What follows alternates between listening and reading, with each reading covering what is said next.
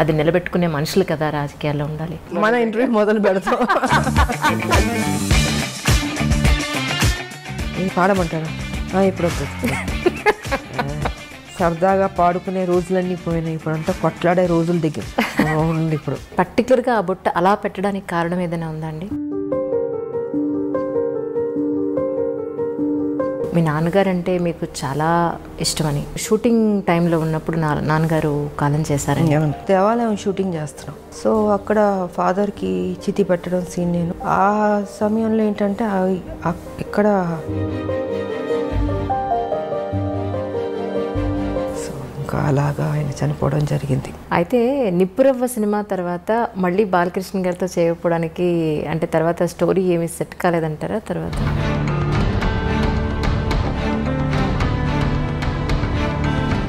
ఏం ఉండదు, ఉన్నంతసేపే నాది అది ఇది అనుకుంటాం. చనిపోయిన నెక్స్ట్ మూమెంట్ ఎప్పుడు బాడీ తీసేస్తారు అనుకుంటారు. ఒకటే ఒకటి తీసుకెళ్ళేది, ఒక మంచి పేరు ఒకటే తీసుకెళ్తాం. ఎన్నాళ్ళ రాజకీయ జీవితం చూసిన తర్వాత ఇక్కడ మీరు నేర్చుకున్న లెసన్ అంటే ఏం చెప్తారు? పాలిటిక్సే ఉంటుంది. క్రిమినల్గా ఉండే పాలిటిక్స్ చేయక్కర్లేదమ్మా. ఇప్పుడు కేసీఆర్ బొర్ర అయితే మాకొద్దు, ఎవడో కోరుకోడు.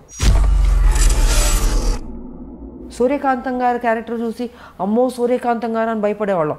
కానీ నిజంగా ఆవిడ చాలా మంచి ఆవిడ, తెలుసా మీకు? మీకు తెలుసుండి ఒక అమ్మాయికి ఎక్కడైనా అన్యాయం జరిగింది అని అంటే మాత్రం అది ఆ మధ్యన ఒక 3 months బేబీ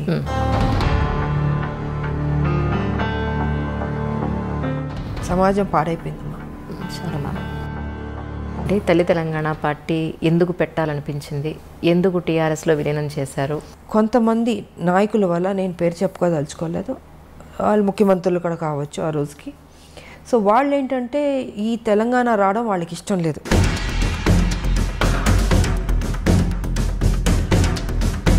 అక్కడితో ఆపలే, దాన్ని బతికిద్దామని నేను తల్లి తెలంగాణ పార్టీ పెట్టాను.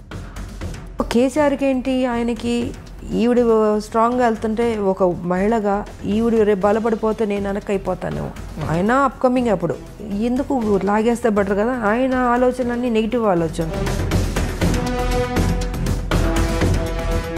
చేపించి కొన్ని కుట్రలు చేసి ఇంకా కాన్ఫరెన్స్ స్టేజ్లో నేను విలీనం చేయాల్సి వచ్చింది. సరే విలీనం చేశాను, పోనీ అక్కడైనా కరెక్ట్గా నన్ను ఉంచాడా, అక్కడ నన్ను కరెక్ట్గా ఉంచలేదని.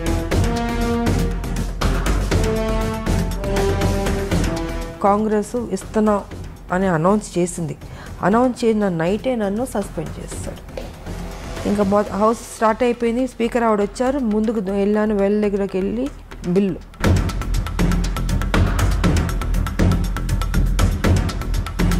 ఈయన చూస్తే ఈయన లేడు, అంటే ఆ ఘట్టంలో కూడా ఈయన లేడు. తెలంగాణ రావాలని ఇంట్రెస్ట్ లేదు ఆయనకి. 1200 మంది చనిపోయారు, వాళ్ళ ఆత్మ శాంతించాలంటే అసలు సిసలైన తెలంగాణ రావాలి అనుకుంటే ఆ తెలంగాణ రావాలి. దోపిడీ తెలంగాణ జరుగుతుంది. మీకు వయసు అయిపోయింది, ఇంకెంతకాలం బతుకుంటారు? ఇంత డబ్బు తిన్నారు కదా, ఏం చేసుకుంటాడు ఆయన చెప్పండి. మీ ఫ్యూచర్లో ఎలాంటి ప్రాజెక్ట్స్ అయితే మీరు ఒప్పుకునే అవకాశం ఉంటుంది? ఫ్యూచర్లో అంటారా, నాకు ఒకే ఒకటి ఉంది, ఏదో రొటీన్ సినిమాలు కాకుండా ఒక యాక్షన్ సినిమా చేద్దాం అని ఉంది నాకు.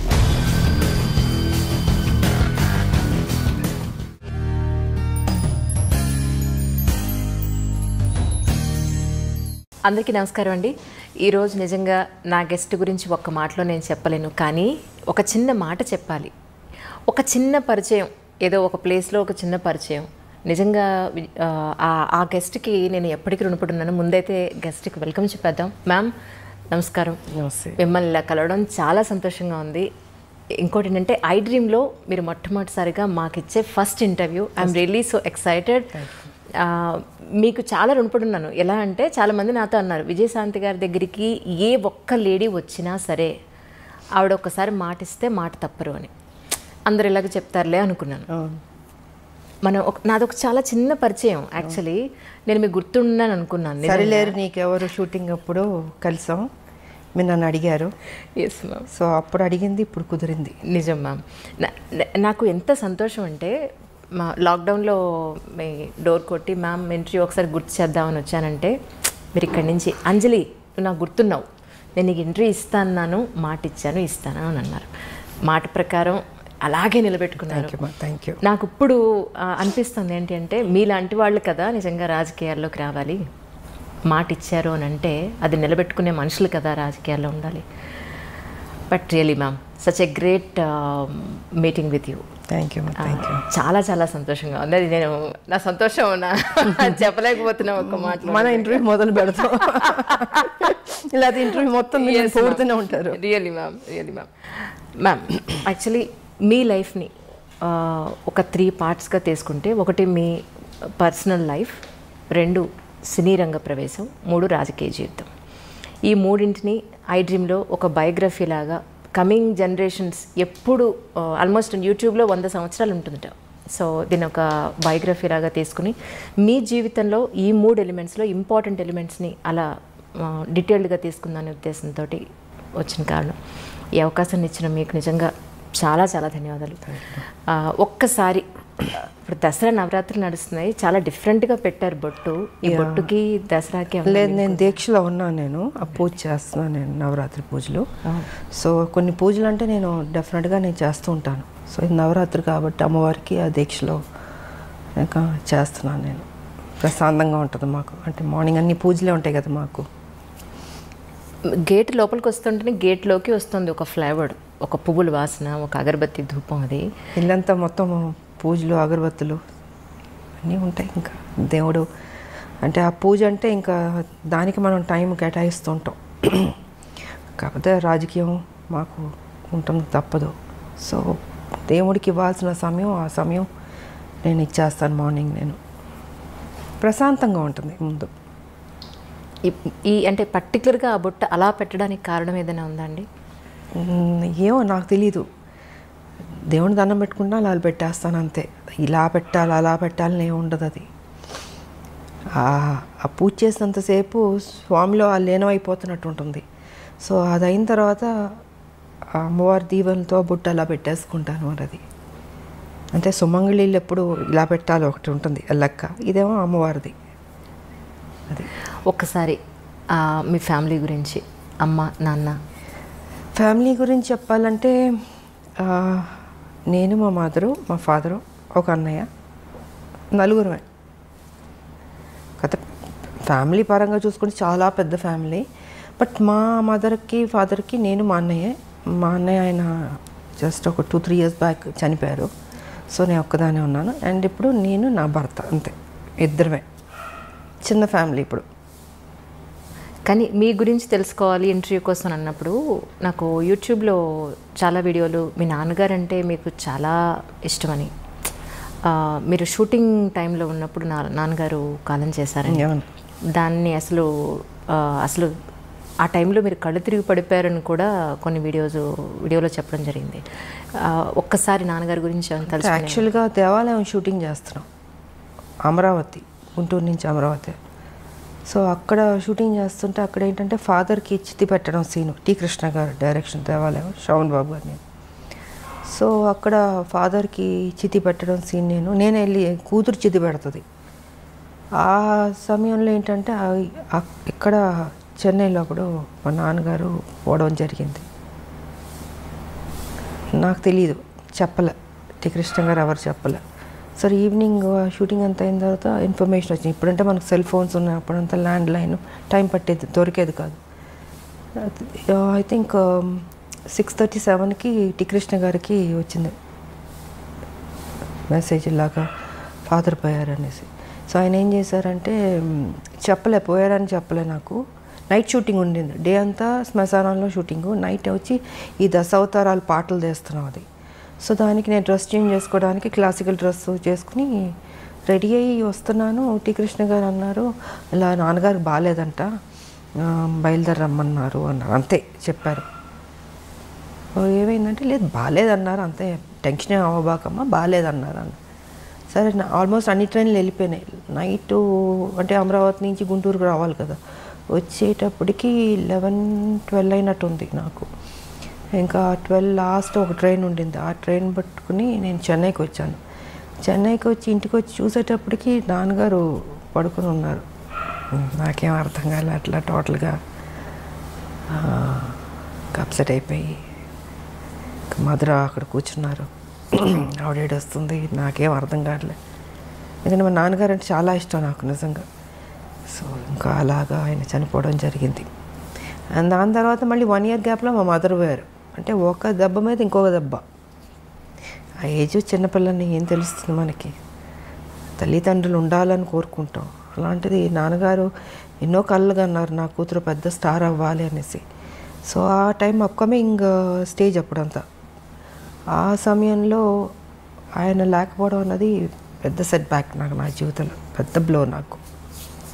ఇంకా అక్కడి నుంచి మళ్ళీ కోలుకుంటూ మళ్ళీ ముందుకెళ్తుంటే మళ్ళీ మా మదరు ఇంకా ఇది జీవితం అనుకుని ఇంకా అన్నీ నేనే భుజాన్ని వేసుకొని దిగమింగుకొని బాధ్యత తీసుకుని ఇంకా పనే నాకు సర్వస్వం అనుకుని ముందుకెళ్ళడం జరిగింది. అలా జరిగింది మా మదర్ ఫాదర్ది. కానీ ఒక ఆడపిల్లకండి, అంటే అబ్బాయి సొసైటీలో ఏది ఉన్నా, ఎవరి సపోర్ట్ ఉన్నా లేకపోయినా ఈజీగా అమ్మాయితో కంపేర్ చేస్తే ఈజీగా గెటన్ అయిపోగలుగుతాడు. కానీ ఒక అమ్మాయికి పేరెంట్స్ సపోర్టు, పేరెంట్స్ తర్వాత ఒక మంచి భర్త సపోర్ట్ లేకపోతే అంత ఈజీగా ఏ ప్రొఫెషన్లో ఉన్నా పైకి రావడం ఈజీ కాదమ్మా, చాలా టఫ్ అది. కాకపోతే నాకేంటంటే ఫస్ట్ మదర్ ఫాదర్ పోవడం వల్ల లైఫ్ విలువ, వాల్యూ, బాధ్యత అన్నీ ఆటోమేటిక్గా దేవుడు నాకు తెలిసేటట్టు చేశాడు అనిపిస్తుంది. సో రైట్ టైంలో ఒక ఏజ్లో మ్యారేజ్ కూడా, అది కూడా నాకు దేవుడు చేశాడన్నదే. ఎవరు లేరు కదా పెద్దలు, ఇలాగ ఈ అమ్మాయికి పెళ్లి సంబంధం చూడాలి, ఈ అబ్బాయికి ఇచ్చి పెళ్లి చేయాలి అనేది చెప్పేవాళ్ళు లేరు, చూసేవాళ్ళు లేరు. నాకు ఉన్న తల్లిదండ్రులు ఇద్దరిపోయారు.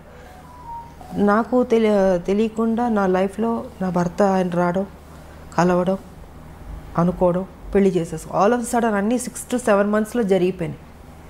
సో రైట్ టైంలో రైట్ డెసిషన్ అంటారు చూసారా, అలాగా రైట్ టైంలో దేవుడు ఆయనే నాకు, అంటే ముక్కోడి దేవతలు పెళ్లి చేస్తారన్నట్టు ముక్కోడి దేవతలు దీవించినట్టు ఉండింది నాకు మంచి భర్త ఇచ్చి. రైట్ టైంలో ఒక సపోర్ట్ ఉండాలి అన్నది జరిగింది. సో లైఫ్ ఇదైంది. బట్ ఆడపిల్లలకి ఎప్పుడూ తల్లిదండ్రులు ఉండాలమ్మా. కొంతమందికి స్మూత్గా వెళ్తుంది, కొంతమందికి టఫ్గా ఉంటుంది. సో నాకేంటి అన్నీ దెబ్బలే కదా జీవితంలో, అన్నీ స్మూత్గా ఎప్పుడు లేదు నా లైఫ్. అన్నీ టఫ్గా దెబ్బలు తింటూ నేర్చుకుంటూ ముందుకు వెళుతూనే అనుకున్నది సాధించాను. కాకపోతే మా ఫాదర్ ఒక కోరిక నేను నెరవేర్చాను, ఒక పెద్ద స్టార్ అవ్వాలన్నది. దాని తర్వాత మా భర్త సేమ్ అదే బాధ్యత ఆయన తీసుకుని, ఆయన కూడా అక్కడితో ఆపలే. పెళ్ళైన తర్వాత ఏదో ఇంట్లో కూర్చోబెట్టడం లేదు, ఆయన కూడా ఆ బాధ్యత తీసుకుని, ఆ టాలెంట్ ఉన్నవాళ్ళు ఇంట్లో ఉండకూడదు అన్నది ఆయన ఆలోచన కూడా. సో ఆయన కూడా దాన్ని అలా కంటిన్యూ చేసి మీకు కర్తవ్యం అన్నది ఆయన ప్రొడ్యూస్ చేసి, సో ఒక హీరో ఇమేజ్ తీసుకొచ్చింది మా భర్త. అంటే తను ఓన్లీ ఒక హౌస్ వైఫ్లో లేకపోతే ఈ గ్లామరో ఇలా కాదు, ఇంకేదైనా కొత్తగా చేద్దామని పోలీస్ ఆఫీసర్ది కర్తవ్యం అన్నది ఆయన ప్రొడ్యూస్ చేశారు. ఇంకా దాని తర్వాత లేడీ అమితాబ్, ఇవన్నీ వచ్చినాయి. అండ్ ఓసే రామలం అదే పెళ్లి చేసేసుకున్న తర్వాత ఇంట్లో కూర్చుని ఉంటే కర్తవ్యం ఉండేది కాదు, ఓసే రామలం ఉండేది కాదు, ఆ హీరో ఇమేజ్ వచ్చేది కాదు. సో క్రెడిట్ ఐ థింక్ మా హస్బెండ్కి ఇవ్వాలి నేను. జనరల్గా మనకు ఉంటుంది చాలే పెళ్లి చేసుకున్నాం సెటిల్ అయిపోదాం అనుకుంటాం, కానీ అలా అనుకోలేదు. ఇంకా అది కూడా కాదు, దాని తర్వాత మళ్ళీ పాలిటిక్స్ కూడా నా మనసులో ఉంటుంది మనకి, కాకపోతే అవన్నీ జరుగుతాయా అని ఒక డౌట్ కూడా ఉంటుంది. కానీ వెనక నేను సపోర్ట్ చేసి ముందుకు నడిపిస్తూ ఈ దారిలో వెళ్ళు, ఈ దారిలో నువ్వు చేయి, నీ డ్యూటీ నువ్వు కరెక్ట్గా చేయి, ఆటోమేటిక్గా అన్నీ సర్దుకుంటాయి, మంచి జరుగుతాయి అన్నది ఆయన చెప్పింది. ఇంకా అలాగా. కానీ ఒక విమెన్ ఏ ఇండస్ట్రీలో ఉన్నా సరే ఒక ఇమేజ్ తెచ్చుకోవడం, వాళ్ళకంటూ ఒక గుర్తింపు తెచ్చుకోవడం అనేది చాలా కష్టం. అందులో గ్లామర్ ఫీల్డ్లో, ఫిల్మ్ ఇండస్ట్రీలో ఒక హీరో ఇమేజ్ అనండి, అది కమర్షియల్గా అయినా సరే లేదంటే ఒక వాల్యుబుల్ పాయింట్లో అయినా సరే, మీరు ఒక హీరో ఇమేజ్ని అప్పట్లోనే హీరోలతో సమానంగా మీరు రెమ్యునరేషన్ పాయింట్ ఆఫ్ వ్యూలో కానీ మీ ఒక మాటకు విలువ కానీ అప్పుడు మీరు అంతా సంపాదించుకోవడం అనేది మామూలు విషయం కాదు యాజ్ ఎ విమెన్. సో అదంతా ఈజీ అండి. ఒక అమ్మాయికి ఒక హీరో ఇమేజ్ని తీసుకొచ్చి, ఫస్ట్ థింగ్ ఏంటంటే మనం మెంటల్గా ప్రిపేర్ అవ్వాలి. హీరోలు ఫైట్ చేసేది మనం చూస్తున్నప్పుడు, మేము హీరోల పక్కన చేసేటప్పుడు కొన్ని సీన్స్లో వచ్చి హీరో ఫైట్ చేస్తుంటాడు, మనం రియాక్షన్ ఇవ్వాలి. అప్పుడు అనిపించేది అయ్యో పాప ఇంత కష్టపడుతున్నారు, ఇంత ఎగురుతున్నారు, కొడుతున్నారు, దెబ్బలు తగులుతుంటాయి వాళ్ళు కూడా. అలాంటిది నాకు వచ్చేటప్పటికి అసలు ఫస్ట్ నాకు కొంచెం టైం పట్టింది నేను అడ్జస్ట్ అవ్వడానికి. అంటే ఆ ప్యాటర్న్లోకి తీసుకురావడం, నా ఫిజిక్ కావచ్చు, నా ఆ స్టైల్ కావచ్చు, ఒక మహిళలా చేసినట్టు ఉండకూడదు. అంటే ఒక హీరో ఒక రఫ్ అండ్ టఫ్ ఆ బాడీ లాంగ్వేజ్ తెచ్చుకోవాలి, దాంట్లో ఇమిడిపోవాలి. సో ఇట్ టుక్ టైం నాకు అది అడ్జస్ట్ అవ్వడానికి. అండ్ ఫస్ట్ పిక్చర్కి నా ఫైట్స్కిను సెకండ్ థర్డ్ దానికి ఇది ఇంప్రూవైజ్ చేసుకుంటూ వెళ్ళాను. సో ఇంకా దాని తర్వాత ది బెస్ట్ అన్న పేరు తెచ్చుకున్నాను నేను. అండ్ ఇంకోటి ఏంటంటే ఎందుకు చేయలేము, మనం చేద్దాం, రిస్క్ అయినా పర్లేదు. అప్పుడు మాకు ఈ గ్రాఫిక్స్ అంత లేదు. సో ఏదన్నా కూడా ఒరిజినలే ఉండదు, డూప్ లేకుండా చేసేదాన్ని. చేద్దామని మాస్టర్లతో కన్విన్స్ చేసి ఇంకా సాహసాలే అన్నీ. ఎంత 20 అడుగులో 30 అడుగులు దూకమన్నా దూకేవాళ్ళం. మళ్ళీ గన్ ఒకటి పట్టుకుని దాంతో షూట్ చేసుకుంటూ, మామూలు కాదు అసలు. సో ఇలాగా ఇంప్రూవైజ్ చేసుకుంటూ ఇంకా బెటర్మెంట్ చేద్దాం అన్నది సినిమా నుంచి సినిమాకి బెటర్ అయింది నాకు. సో నన్ను నేను ప్రూవ్ చేసుకోగలిగాను, ఒక యాక్షన్ హీరోలే కాదు హీరోయిన్ కూడా చేయగలుగుతుందని. మళ్ళీ దాంట్లో స్టైల్ ఉండాలి, అందం ఉండాలి. ఏదో కొట్టామన్నట్టు కాకుండా ఎక్స్ప్రెషన్ ఉండాలి, బాడీ లాంగ్వేజ్ కరెక్ట్గా ఉండాలి, ఫినిషింగ్ బాగుండాలి. అది డ్యాన్స్ కావచ్చు, ఫైట్స్ కావచ్చు, ఏదైనా బ్యూటీ ఉండాలి, న్యాచురల్గా ఉండాలి, ఆర్టిఫిషియల్గా ఉండకూడదు. ఏదో ఇప్పుడు జంప్ చేయమన్నారు ఇలా జంప్ చేయడం కాదు, ఒరిజినల్గా జంపింగ్లానే ఉండాలి, రఫ్ లుక్ ఉండాలి. సో ఇలాగ నా బాడీని నేను మలుచుకుంటూ చేశాను నేను. కానీ ఫిల్మ్ ఇండస్ట్రీలో ఒక అమ్మాయికి గ్లామర్ పాత్రలు జనరల్గా అందరికీ వస్తుంటాయి, కానీ ఆర్టిస్ట్ వాళ్ళలో ఉన్న నటనని బయటికి తీసుకురాగలిగే డైరెక్టర్లు కానీ, అలాంటి సినిమాలు కానీ, అలాంటి కథలు కానీ, you are really so blessed. ఒక స్వయం కృషి తీసుకున్న, వందే మాతరం తీసుకున్నా, తీసుకోవాలంటే టీ కృష్ణ గారు అండి. అవునండి, ఆయనకి నేను రుణపడి ఉన్నాను, థ్యాంక్స్ చెప్పుకోవాలి. ఎందుకంటే ఆయన ఎక్కడున్నా ఆయన బ్లెస్సింగ్స్ ఉన్నాయి. తనలో ఒక నటన ఉందన్నది నేటి భారతంలో తీసుకొచ్చాడు బయటికి. తీసుకొచ్చి నాకు రావాల్సిన పేరు అద్భుతంగా వచ్చింది. ఓ విజయశాంతి ఓన్లీ గ్లామర్ కాదు, తను నటించగలుగుతుందని ఆ క్రెడిట్ కృష్ణ గారికి వెళ్తుంది. ఆయన ఏం చేశారు, అక్కడితో కాకుండా ఆయన అన్ని సినిమాల్లో విజయశాంతినే ఉంచాలి. అంటే ఆయన మైండ్ సెట్లో ఏముంది, ఓ రెవల్యూషనరీ ఫిలిమ్స్ అంటే అది తను సూట్ అవుతుంది, ఆయన రాసుకున్న కథకి ఆ పాత్రకి తను న్యాయం చేయగలుగుతుంది, తన ఎక్స్ప్రెషన్స్ బాగా రాబట్టగలుగుతుంది, సో బాగుంది అన్నది ఆయన మైండ్లో పెట్టుకుని ప్రతి సినిమాకి ఇంక తనే ఉండాలి, శాంతమ్మే ఉండాలి. ఆయనతో ఆప్యాయతగా పిలిచాడు శాంతమ్మ అని. సో ఆయన ప్రతి సినిమాలకు పెట్టేవారు. నేను ఒక స్టేజ్లో అన్న అని పిలిచేదా, అన్న మీకు బోరు కొట్టదా, అన్ని సినిమాల్లో నేనే పెడతాను, ఇంకొక హీరోయిన్ పెట్టండి అన్న. లేదు శాంతమ్మ నువ్వే చేయాలి, నువ్వే బాగా చేస్తున్నావు అనేసి.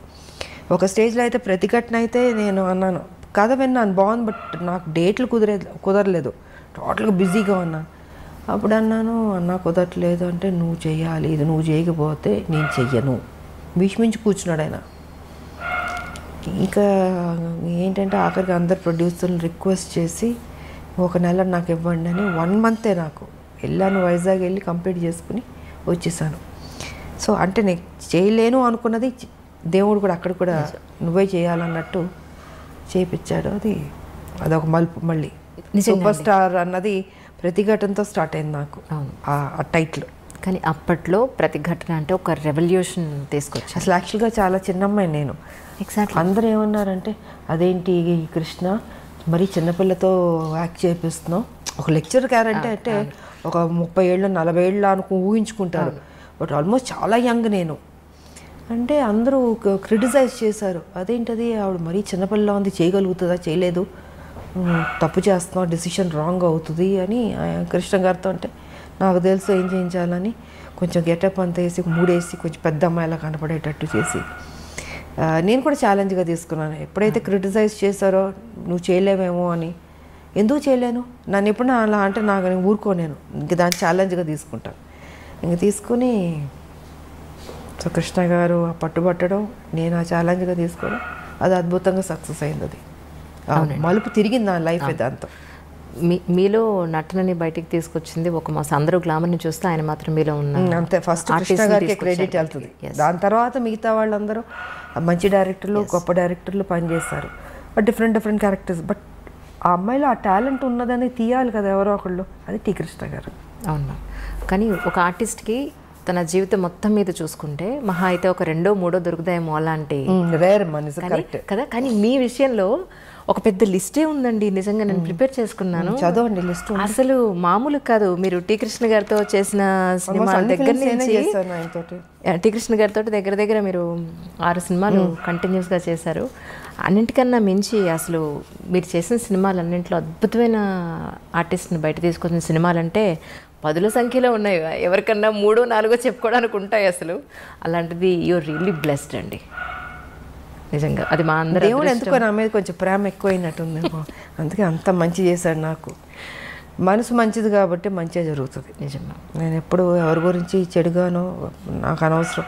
నా పని, నా డ్యూటీ, నా ఇల్లు, అంతే. ఇదే నా ప్రపంచం అనుకున్నాను నేను. కానీ అదే ఒక అమ్మాయికి ఎక్కడన్నా మీకు తెలుసుండి ఒక అమ్మాయికి ఎక్కడన్నా అన్యాయం జరిగింది అని అంటే మాత్రం నిజంగా రామలం బయటకు వస్తుంది అనేది మొన్న అమ్మాయి విషయంలో చిన్నపిల్ల. అది మహిళలకి ఎప్పుడు న్యాయం జరగాలనేది మాత్రం నేను ఫస్ట్ నుంచి పోరాడుతూనే ఉన్నాను. నా వాయిస్ రేస్ చేశాను నేను. బాధగా ఉంటుంది, ఎందుకంటే ఒక మహిళగా నాకు తెలుసు ఆ కష్టాలు ఎంత కష్టపడితే కానీ పొజిషన్కి రారు, ఎంత స్ట్రగుల్ అవ్వాల్సి వస్తుంది. ప్రతి చోట అడ్డంకి ఉంటుంది. అంటే మన ప్రొఫెషన్లో ఏ ప్రొఫెషన్ ఎన్నుకున్నా దాంట్లో అచీవ్ చేయడానికి అడ్డుపొలలు వేస్తూ ఉంటారు, వెనక్కి లాగుతూ ఉంటారు. సో ఆ పెయిన్ కానీ నాకు తెలుసు. అది కాక మొన్న జరిగిన ఇన్సిడెంట్ అయితే అది మరీ దారుణం అమ్మ. నాకు నిజంగా అది ఆ మధ్యన ఒక 3 months బేబీ, మళ్ళీ అది రిపీట్ చేయాలంటే మళ్ళీ నా మూడ్ పాడైపోద్ది. అది అంటే ఎలాంటి ప్రపంచం ఎలాగైపోతుంది, బాగుపడద్దు అనుకుంటే ఇంకా వర్స్ట్ అవుతుంది ఏంటి అన్నది నిజంగా బాధగా ఉంది. అది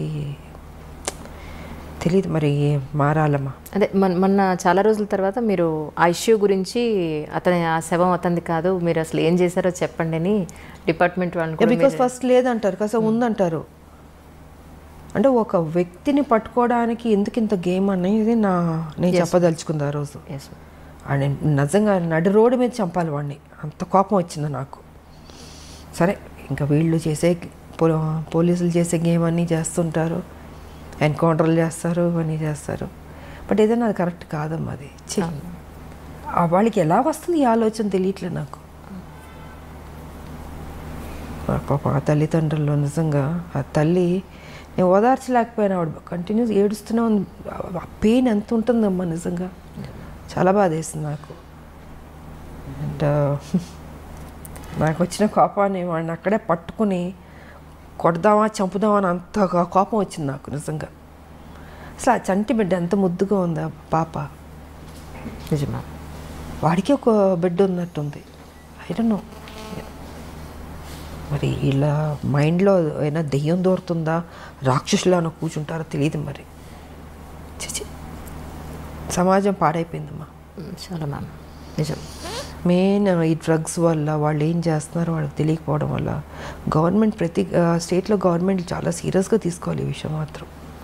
అంటే ఆ మత్తులో తేడా తెలియట్లేదు వాళ్ళకు కూడా. తల్లి చెల్లి బిడ్డ అన్న తేడా కూడా లేకుండా మృగంలాగా తయారైపోయారు. సో డ్రగ్స్ అనేది కంట్రోల్ చేయాలి, లేకపోతే టోటల్గా చట్టాలు ఇంకా స్ట్రాంగ్ చేయాల్సిందే. నాన్నగారు కాలం చేసిన తర్వాత మళ్ళీ టి కృష్ణ గారు కాలం చేసినప్పుడు మీరు అంతగా కదిలిపోయారని చెప్పి విన్నాను. అసలు అంటే ఆయన సినిమాల ద్వారా మీలో ఉన్న నటీమణిని బయటకు తీసుకురావడం ఒకటే కాకుండా ఆయనతో ఉన్నంత బాండింగ్ అంటే ఏం చెప్తారు మీరు? ఒక అన్న చెల్లెల్ని ఎంత అపురూపంగా చూసుకుంటారో అలాగా ఆయన కానీ వదిన ఆవిడ కానీ ఎంతో ఆప్యాయతగా. అప్పుడు గోపీచంద్ అంతా చిన్నపిల్లలు, ఇంకొక పెద్ద బాబు ఉన్నాడు, అబ్బాయి కూడా చనిపోయాడు, పాప ఒకటి ఉంది. సో అందరూ ఒక ఫ్యామిలీలా ఉండేవాళ్ళు నిజంగా, అంత అన్యోన్యంగా. ఆయన ప్రతిదీ కేర్ తీసుకుని శాంతమ్మ ఇది చేయాలి ఇది చేయాలి అనేసి అలాగన్నా. ఓసారి పొరపాటు అయ్యేది, అంటే యాక్టింగ్ ఈ సీన్ సరిగా రాకపోతే ఊరుకునేవాడు కాదు, ఆయన తిట్టేవాడు. ఆయన ఈ రేపటి పౌరుల షూటింగ్లో అయితే పెద్ద సీను, కోర్టుని గుడి బయట పెట్టి లెంతీ డైలాగ్ పెట్టి చేయాలి. ఆయన అప్పటికి క్యాన్సర్తో బాధపడుతూ బెడ్ మీద పడుకొని డైరెక్షన్ చేస్తున్నారు. సో ఆ సీన్ ఏంటంటే గంటలు గంటలని చేతులు చేయాలి. నేను ఒక ప్యాటర్న్లో చేసుకుంటూ వస్తే కట్ చేసి చేతులు ఇలాగ చేయాలి కదా, ఎందుకు ఇలా ముడుచుకుని చెప్తావు డైలాగు డామ్ డూమ్ అని తిట్టేశాడు ఆయన. నాకు అర్థం కాలే, ఎప్పుడు నేను చూడలేదు ఆయన్ని అంత ఎమోషన్ అయ్యి కోపం రావడం అన్నది. ఒక నిమిషం కూర్చుని పోయాను, నేను ఎక్కడ పొరపాటు చేస్తున్నాను అనుకుని చూసుకుని నాకు కొంచెం టైం అన్నాను. వెళ్ళి 5 minutes కూర్చుని ప్రిపేర్ అయ్యాను, వచ్చాను, సింగిల్ టేక్లో ఓకే చేస్తాను. అంటే ఎక్కడో పొరపాటు జరగచ్చు, అంటే ఆయన మైండ్లో ఇలాగ ఈ క్యారెక్టర్ ఇలా చేయాలి, వైల్డ్గా చేతులని చూపించి అది ఇది ఇలా చేయాలని అని ఉంది. నేను ఒక ప్యాటర్న్లో డైలాగ్ చెప్పుకుంటూ మామూలుగా చేసుకుంటూ వెళ్ళినా, అది కాదు, నాకు అది కావాలి. సీరియస్గా అరిచేసాడు మొత్తం క్రౌడ్, అందరూ జనాలు ఏనాలు. నాకు కొంచెం అప్సెట్ అయ్యాను నేను, ఇదేంట్రా ఇది ఫస్ట్ టైం, బట్ తెలుసు ఆయన హెల్త్ బాగాలేదని తెలుసు. సరే నాకు 5 minutes అని వెళ్ళి కూర్చుని మళ్ళీ నేను ఏ రకంగా చేస్తే బెటర్ అని రివైజ్ చేసుకుని వెళ్ళి చేశాను. I was happy. సో ఇలా ఉండేదమ్మా ఆయనది. అండ్ ఇంకోటి ఏంటంటే ఆయన చనిపోయినప్పుడు నేను ఊటీలో ఉన్నాను. సో ఊటీలో నాకు తెలిసింది వై హరికృష్ణ గారు ఉన్నారు అప్పుడు, కళ్యాణ తాంబూలం షూటింగ్ శోభన్ బాబు గారు నాది జరుగుతుంది. అంటే అప్పుడు తెలిసేటప్పటికి డెఫినెట్గా ఆయన నాకు ఒక గురువు, నాకు ఒక అన్న, అంత కేర్ తీసుకున్న లైఫ్ ఇచ్చిన ఒక గొప్ప వ్యక్తి. ఆయన చనిపోతే మనం ఎలా వదిలేస్తామని అక్కడి నుంచి ఊటీ నుంచి ట్రైన్ పట్టుకుని మొత్తం 2 trains మారి వెళ్ళాను. నేను వెళ్ళి శ్మశానానికి వెళ్ళేటప్పటికి ఆల్మోస్ట్ అన్నీ అయిపోయినాయి. నేను రీచ్ అయ్యేటప్పటికి వదునున్నారు ఆవిడ అక్కడ. ఇంకా అప్సెట్ అయిపోయాను నేను, అంత గౌరవం నాకు ఆయన అంటే. కానీ రాజకీయాల్లోకి రావాలి అనేది మీ సొంత నిర్ణయమేనండి? రాజకీయాల్లో రావాలన్నది అయితే తెలంగాణ ఇష్యూ అన్నది మైండ్లో ఉంది. బికాజ్ ఈ రజాకార్లు, నిజాం పరిపాలన, మా తాతగారి ఫ్యామిలీ, మా పెద్ద ఫ్యామిలీ ఎలా డిస్టర్బ్ అయింది, ఎలాగా అంటే ఒక చంపడానికి వస్తున్న వాళ్ళు అరిచేతిలో పట్టుకుని చిన్నపిల్లలు. మా మదర్, ఇంకా నేను ఇప్పుడు లేదు, విజయశాంత మనిషే లేదు ఇప్పుడు, ఇంకా మా మదర్కి మ్యారేజ్ అవ్వలే, ఆవిడ యంగ్, ఆవిడ పెద్ద ఫ్యామిలీ. సో అక్కడి నుంచి చంపడానికి వస్తున్నారనేప్పుడు మా తాత ఏం చేశారు, ఆస్తి మొత్తం ఏటూరు నగరం మొత్తం వదిలి చెన్నైకి వెళ్ళిపోయారు. ఏం చేస్తారు, ఇంకా నా కుటుంబాన్ని బతికించుకోవాలని దీంతో అందరిని తీసుకుని చెన్నైకి వెళ్ళిపోయి ఇంకా అక్కడ ఉండి, దాని తర్వాత అందరు పెద్దోళ్ళు అయ్యి ఒక కథ. ఇంకా మా పిన్ని ఆవిడ ఈ సినిమాలు, దాని తర్వాత మా మ్యారేజ్, మా మదర్కి మ్యారేజ్ అవ్వడం. ఆ తర్వాత విజయశాంతి పాత్ర ఎప్పుడో వచ్చింది, ఒక అమ్మాయి పుట్టి. అప్పుడు హైదరాబాద్లో ఉండేవారు మా మదర్ ఫాదరు, డాడీ ఇక్కడ జాబ్ చేస్తూ ఉండేవారు. సో మా మదర్ ఇక్కడ కన్సీవ్ అయింది ఆవిడ, అండ్ డెలివరీకి చెన్నైకి వెళ్ళింది అప్పుడు. సో ఇలాగా విజయశాంతి అప్పుడు బయట ప్రపంచానికి వచ్చింది. కానీ సపరేట్ తెలంగాణ అప్పుడు సో అలాగా దీంతో నాకు మా మదరు ఒక సర్టన్ టైంలో ఇలా అలా చెప్పే మామూలు కూర్చుంటాం, మదర్ నేను కూర్చుని మాట్లాడుకున్నప్పుడు ఏంటంటే ఆవిడ చిన్నప్పుడు ఏం జరిగింది, రజాకార్లు, నిజాం పరిపాలన, ఇవన్నీ చెప్తూ ఎక్కడో తెలియని ఒక విత్తనం పడింది బుర్రలో. సరే ఆ సాఫ్ట్ కార్నర్ అలా వచ్చి ఒక స్టేజ్లో తెలంగాణ అన్న దీని మీద ఒక టాపిక్ వచ్చినప్పుడు ఇంకా మా హస్బెండ్ కూడా yes you have to do అన్నది. ఇంకా ఆయన నన్ను టైం వచ్చింది, ఎంటర్ ది డ్రాగన్ లాగా వార్ ఫీల్డ్లోకి దిగు అన్నది ఇంకా ఆయన చెప్పడం, మనం దిగడం మొదలుపెట్టాం. 1998 జనవరి 26 బీజేపీలో చేరడం జరిగింది. కానీ బాలకృష్ణ గారితో, చిరంజీవి గారితో ఎక్కువ సినిమాలు చేశారు, ఆల్మోస్ట్ 17-18 సినిమాలు దగ్గర. ఒక సినిమా అటు ఇటులో చిరంజీవి గారితో ఎక్కువ, బాలయ్య ఇద్దరు ఎక్కువ, జస్ట్ 1 or 2 మూవీస్, పెద్దగా డిఫరెన్స్ కూడా ఏం లేదు.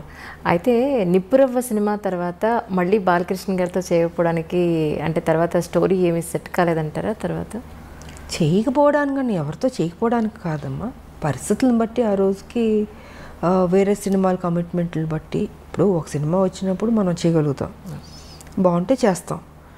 అలాగా ఆ తర్వాత మళ్ళీ నాకు నా ఇమేజ్ డిఫరెంట్గా వెళ్ళి కొంచెం ఆ హీరో ఇమేజ్ వచ్చేటప్పటికి నేను ఇంకెక్కువ హీరోయిన్ సబ్జెక్ట్స్ మీద ఆ హీరో ఫిల్మ్స్ లాగా ఎక్కువ చేయాల్సి వచ్చింది.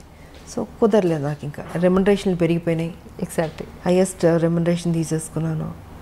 సో న్యాచురల్గా నేను ఒక హీరో అయిపోయాను కాబట్టి ఇంకా నా సినిమాలు నేను చేసుకుంటూ ముందుకు వెళ్ళాల్సి వచ్చింది. అలాగా గ్యాప్ వచ్చింది, అంతేగాని ఇంకేంటి. ఒక హీరోయిన్గా అప్పటి వరకు హీరో పక్కన హీరోయిన్గా యాక్ట్ చేసిన ఒక హీరోయిన్, టాప్ మోస్ట్ హీరోయిన్. మీరు ఆల్మోస్ట్ టాప్ మోస్ట్ హీరోలు అందరితో కలిసి మీరు వర్క్ చేశారు. 60 మంది ఉంటారు అనుకుంటా, బహుశా 60 మంది హీరోలతో అనుకుంటారు. ఎగ్జాక్ట్లీ. అంటే కొత్త వాళ్ళు, చిన్నవాళ్ళు, మా అందరూ ఆల్ అండ్ ఆల్.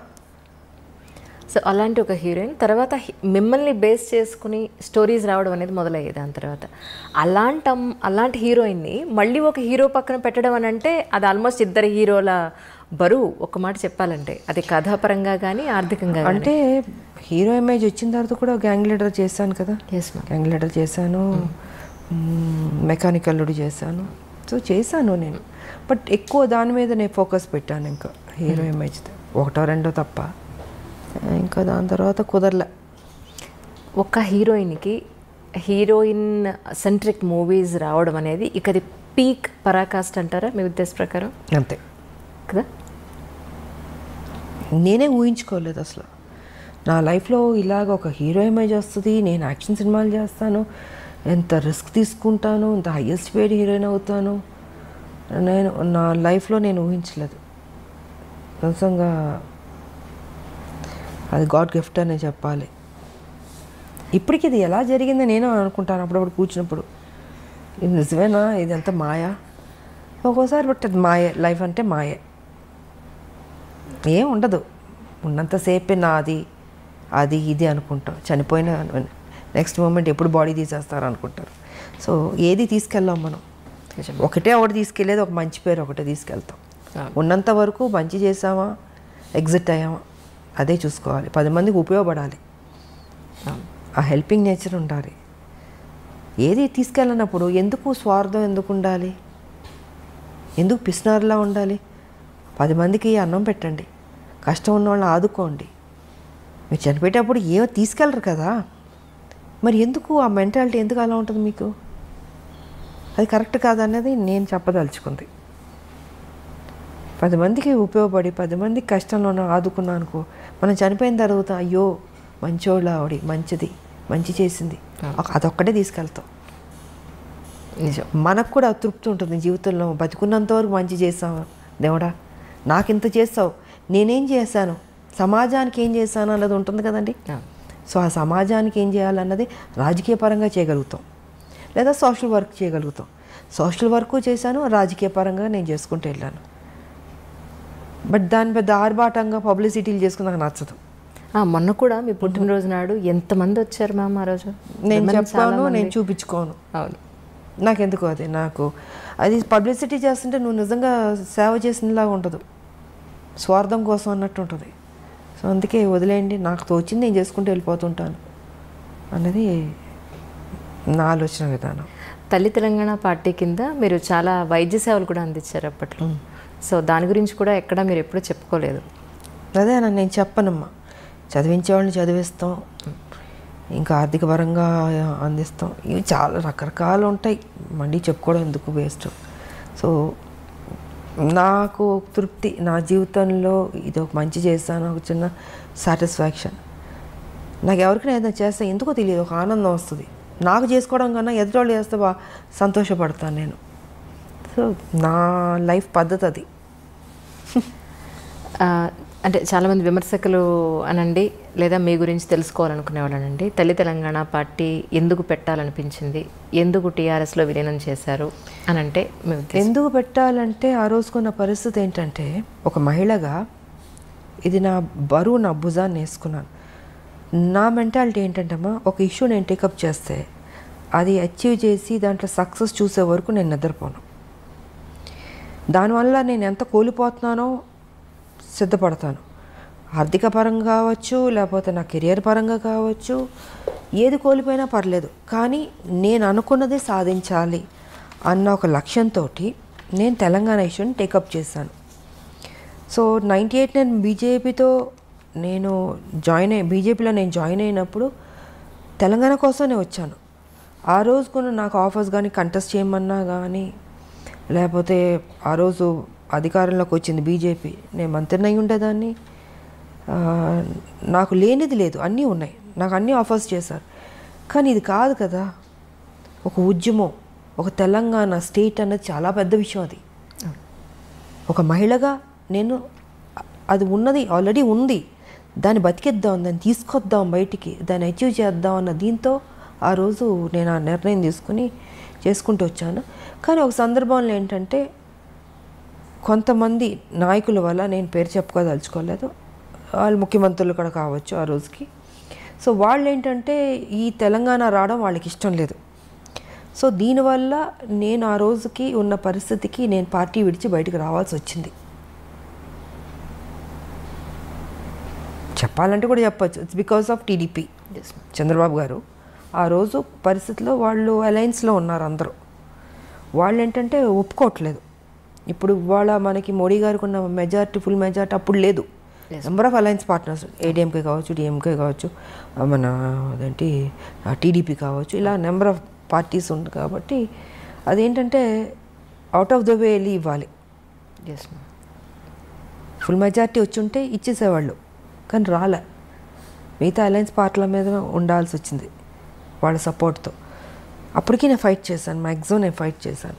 ఇంకొక స్టేజ్లో అయితే ఇంకా సరే, ఇప్పుడు వాళ్ళ ఆలోచన వాళ్ళకు ఉండొచ్చు, చంద్రబాబు గారు కలిసి ఉండాలని. కానీ తెలంగాణకి ఎంత అన్యాయం జరుగుతుందో ఈ స్టేట్ వస్తే వాళ్ళకి బెటర్ అవుతుంది కదా అన్నది నాకు. Yes ma'am. 69 ఉద్యమం తీసుకున్నా, ఇంతకుముందు అనేక మంది త్యాగాలు చేశారు, కొట్లాడారు. కానీ ఎక్కడో చోట ఆగింది, మళ్ళీ దానికి ప్రాణం పోయాలి, మళ్ళీ ముందుకు తీసుకెళ్ళాలి అనేది నా ఆలోచన.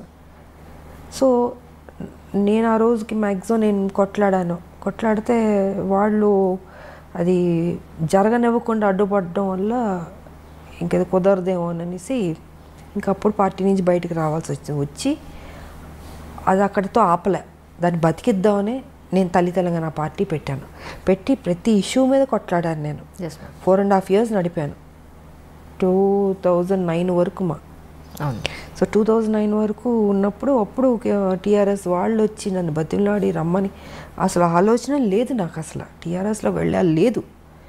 వాళ్ళకి కేసీఆర్ గారి గురించి మీకు అందరికీ బాగా తెలుసు, ఆ రోజు తెలిసే పరిస్థితిలో లేదు. కానీ నాకు తెలుసు, నాకు పెద్ద ఇంట్రెస్ట్ కూడా లేదు. నా పార్టీ ప్రెసిడెంట్ నేను. 4.5 years నుంచి ప్రతి ఇష్యూస్, రైతులు కావచ్చు, స్థానికుల ఉద్యోగాలు కావచ్చు, మూసీ నది కావచ్చు, విష జ్వరాలు కావచ్చు, కరెంటు కావచ్చు, యువకుల ఇష్యూ కావచ్చు, ఉద్యోగస్తులు కావచ్చు, ఇవన్నీ ఇష్యూస్ ఒకటి కాదు. ఇంత కొట్లాడుతూ దూకుడుతూ వెళ్తున్నప్పుడు అప్పుడు వైఎస్ రాజశేఖర రెడ్డి గారు వాళ్ళు వీళ్ళందరూ, అమ్మో ఈ అమ్మాయి బాగా దూకుడు మీద వెళ్తుంది అంటే బాగా చేస్తున్నా నేను, నా డ్యూటీ నేను కరెక్ట్గా చేస్తున్నా. కరెక్ట్.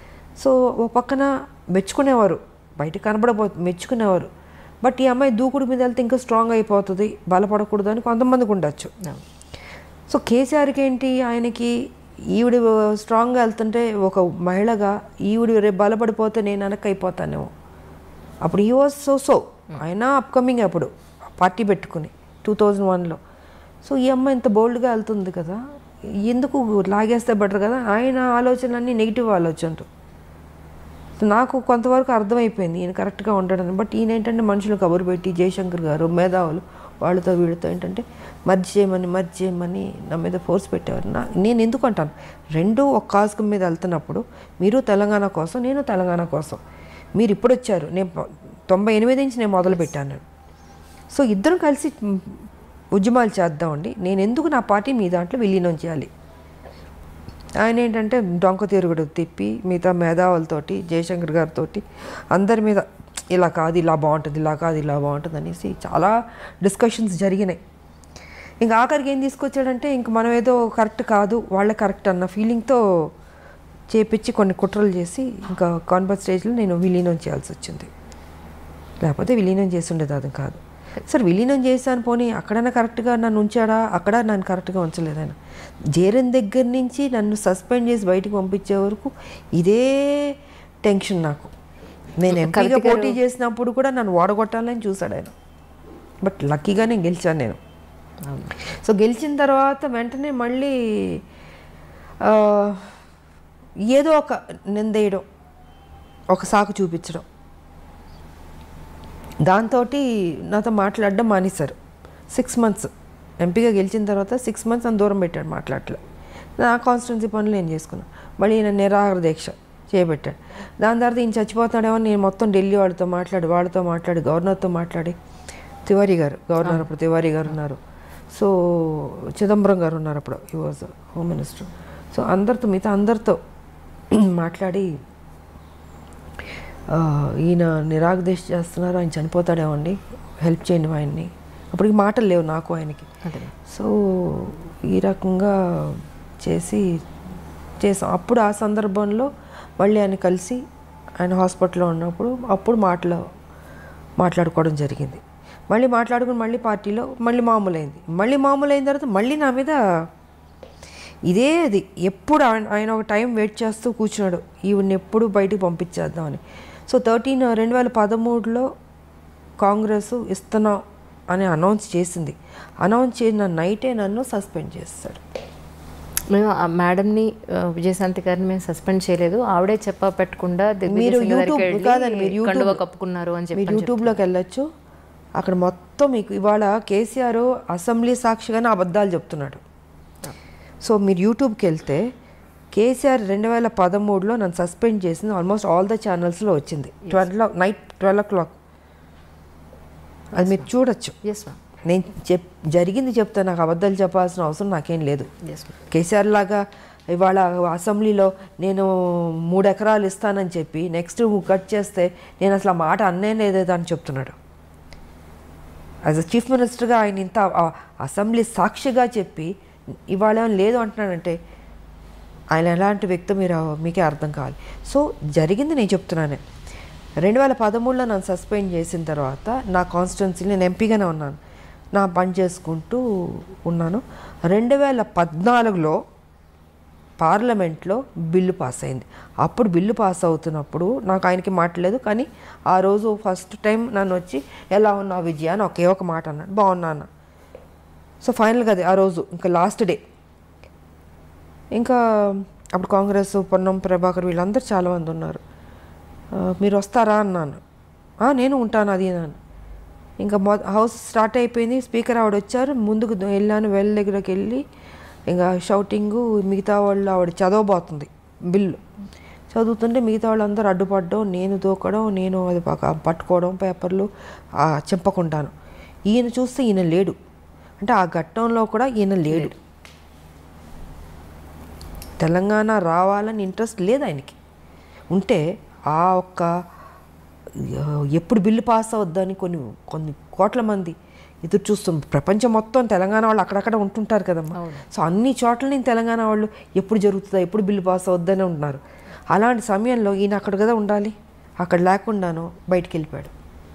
సో ఆ లాస్ట్ మూమెంట్ వరకు కూడా నా డ్యూటీ నేను సిన్సియర్గా చేసి బిల్లు పాస్ అయింది. చాలా హ్యాపీ ఫీల్ అయ్యాను నేను. అవును మ్యామ్, ఆ టైంలో you are also one of the party. ఒక్కదాన్నే నేను ఉన్నది ఇద్దరు ఎంపీలు ఒక ఆయన లేడు, వచ్చాడు వెళ్ళిపోయాడు. సో చివరి వరకు బిల్లు పాస్ అయ్యే వరకు నేను ఉన్నాను. ఆ రోజు బిల్లు పాస్ అయింది, నేను అనుకున్నది సాధించాను. మొత్తం ట్రావెలింగ్ పట్టింది నాకు. బీజేపీ నుంచి, నా తల్లి తెలంగాణ నుంచి, టీఆర్ఎస్ దగ్గర నుంచి, కాంగ్రెస్ దగ్గర నుంచి ఇంత ట్రావెలింగ్. ఈ ట్రావెలింగ్లో ఎక్కడ నా స్వార్థం చూసుకోలేదు. విజయశాంతి ఒక పెద్ద స్టారు, తెలంగాణ కోసం కొట్లాడుతుంది. ఆవిడ అడిగితే ఏదో ఇవ్వడానికి అన్ని పార్టీలు రెడీ. ఆయన మిగతా పార్టీలు అందరూ నాకు ఏం కావాలో తీసుకోండి, మా పార్టీలోకి రండి అన్నీ అడిగారు. కానీ ఎప్పుడూ పదవులకి కానీ దేనికి నేను లొంగలే. నేను దేనికి వచ్చాను? తెలంగాణ కోసం. అది నాకు ముఖ్యం. మీరు నాకు డబ్బులు ఆశ చూపించినా, పదవులు ఆశ చూపించినా, సీఎం పదవులు చూపించినా నాకు వద్దండి, నాకు తెలంగాణ ఇవ్వండి అని ప్రతి నిమిషం నేను టెన్షన్ పడ్డాను నేను. సో ఇలా జరిగింది నా కెరియర్, పొలిటికల్ కెరియర్ ఇలా ఇంత స్ట్రగుల్తో కూడి. బట్ ఫైనల్గా నేను అనుకున్నది అచీవ్ చేశాను. అది నాకు ఎప్పుడైతే మీ తాతగారు అప్పటి రోజుల నుంచి ప్రాణం చేతపట్టుకుని మీరు అక్కడికి వెళ్ళారు, అవును, మళ్ళీ ఇన్నాళ్ల తర్వాత మీ కళ నెరవేరింది అనుకోవచ్చు. అదే రాస్తుంటుంది ప్రతి బియ్యం మీద పేరు రాసినట్టు నాకు రాసింది తెలంగాణ నువ్వు కొట్లాడాలి. పార్లమెంట్లో నీ చేతుల మీదుగా రావాలి అన్నది రాసినట్టుంది. అది జరిగింది. మరి ఇంతకుముందు ఇంతమంది ఎంపీలు గెలిచారు, ఎప్పుడు రాలేదు. ఫైనల్ ఇద్దరిలో ఒకళ్ళు. నా డ్యూటీ నేను సక్రమంగా చేశాను. సార్ విమర్శించే వాళ్ళు విమర్శిస్తారు, విమర్శించేటట్టు చేస్తారు కేసీఆర్. దీన్ని నేను పెద్ద పట్టించుకోవాల్సిన అవసరం లేదు. నా మనస్సాక్షికి తెలుసు, నా నిజాయితీ తెలుసు. నేను సిన్సియర్గా పనిచేస్తాను తెలంగాణ కోసం. ఒకటమ్మా, నేను ఏనాడు పోస్టుల కోసం పరిగెత్తిందో తాపత్రయపడిందో నా లేదు.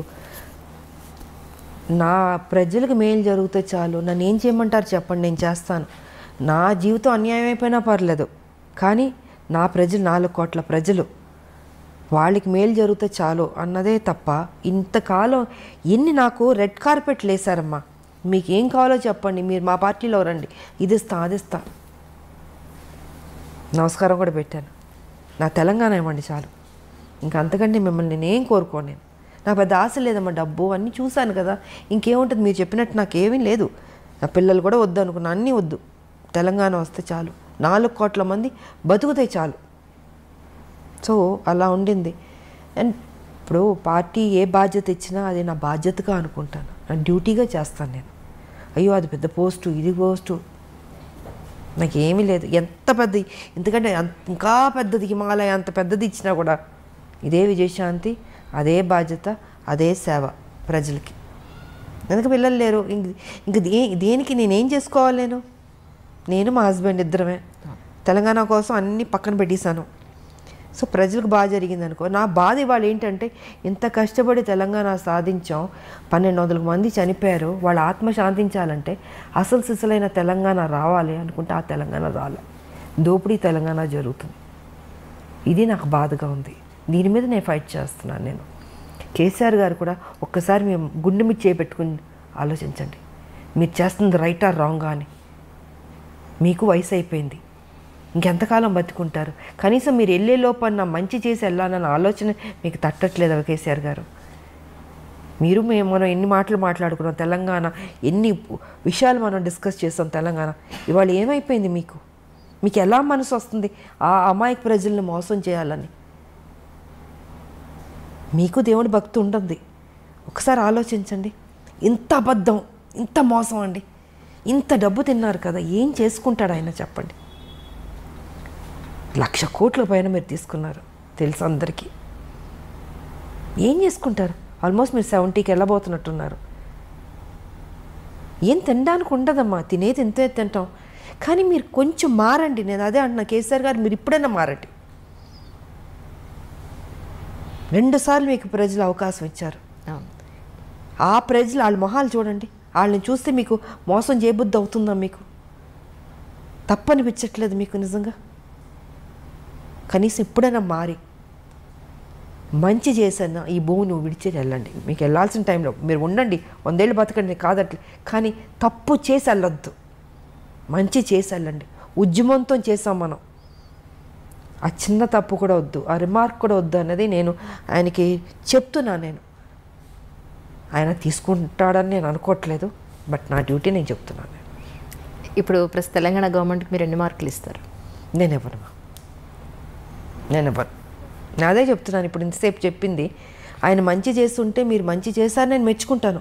ఇప్పుడు మిగతా నేను బీజేపీలో ఉన్నాను అని కాదమ్మా. ఆయన కేసీఆర్, నేను విజయశాంతి, మనం పని చేసాం, ఉద్యమంలో కొట్లాడాం. కానీ ఇవాళ మీరు ఒక ముఖ్యమంత్రి అయ్యారు. ముఖ్యమంత్రి అయిన వెంటనే నేను ఒక్కరోజు కూడా మిమ్మల్ని నేను విమర్శించలే, తిట్టలే. 3 ఏళ్ళు మీకు టైం ఇచ్చాను నేను. సరే, కొత్త పార్టీ, కొత్తగా వచ్చారు, బాగా చేస్తారు, ఒక నమ్మకం. ఉద్యమం నుంచి వచ్చిన మనిషి కాబట్టి ఆయనకు ఆ బాధ్యత తెలుసు. ఎక్కడ ఏ ప్రాబ్లం ఉంది, ప్రజలకు ఏ కష్టాలు ఉన్నాయి, ఎక్కడ ఏ ప్రాబ్లం తీర్చాలని తెలుసు కాబట్టి చేస్తాను అనుకున్నాను. కానీ చేయలే. ముఖ్యమంత్రి కుర్చీలో కూర్చోగానే ఆయన ఆలోచనలు మారిపోయినాయి, మనిషి మారిపోయాడు. ఉద్యమం ఉన్న కేసీఆర్ గారు వేరు, ఇప్పుడున్న కేసీఆర్ వేరు. అహం పెరిగిపోయింది. ఎవరిని ఒకళ్ళు విమర్శిస్తే దాన్ని అంటే అది మనసుకు తీసుకుంటున్నాడు ఆయన.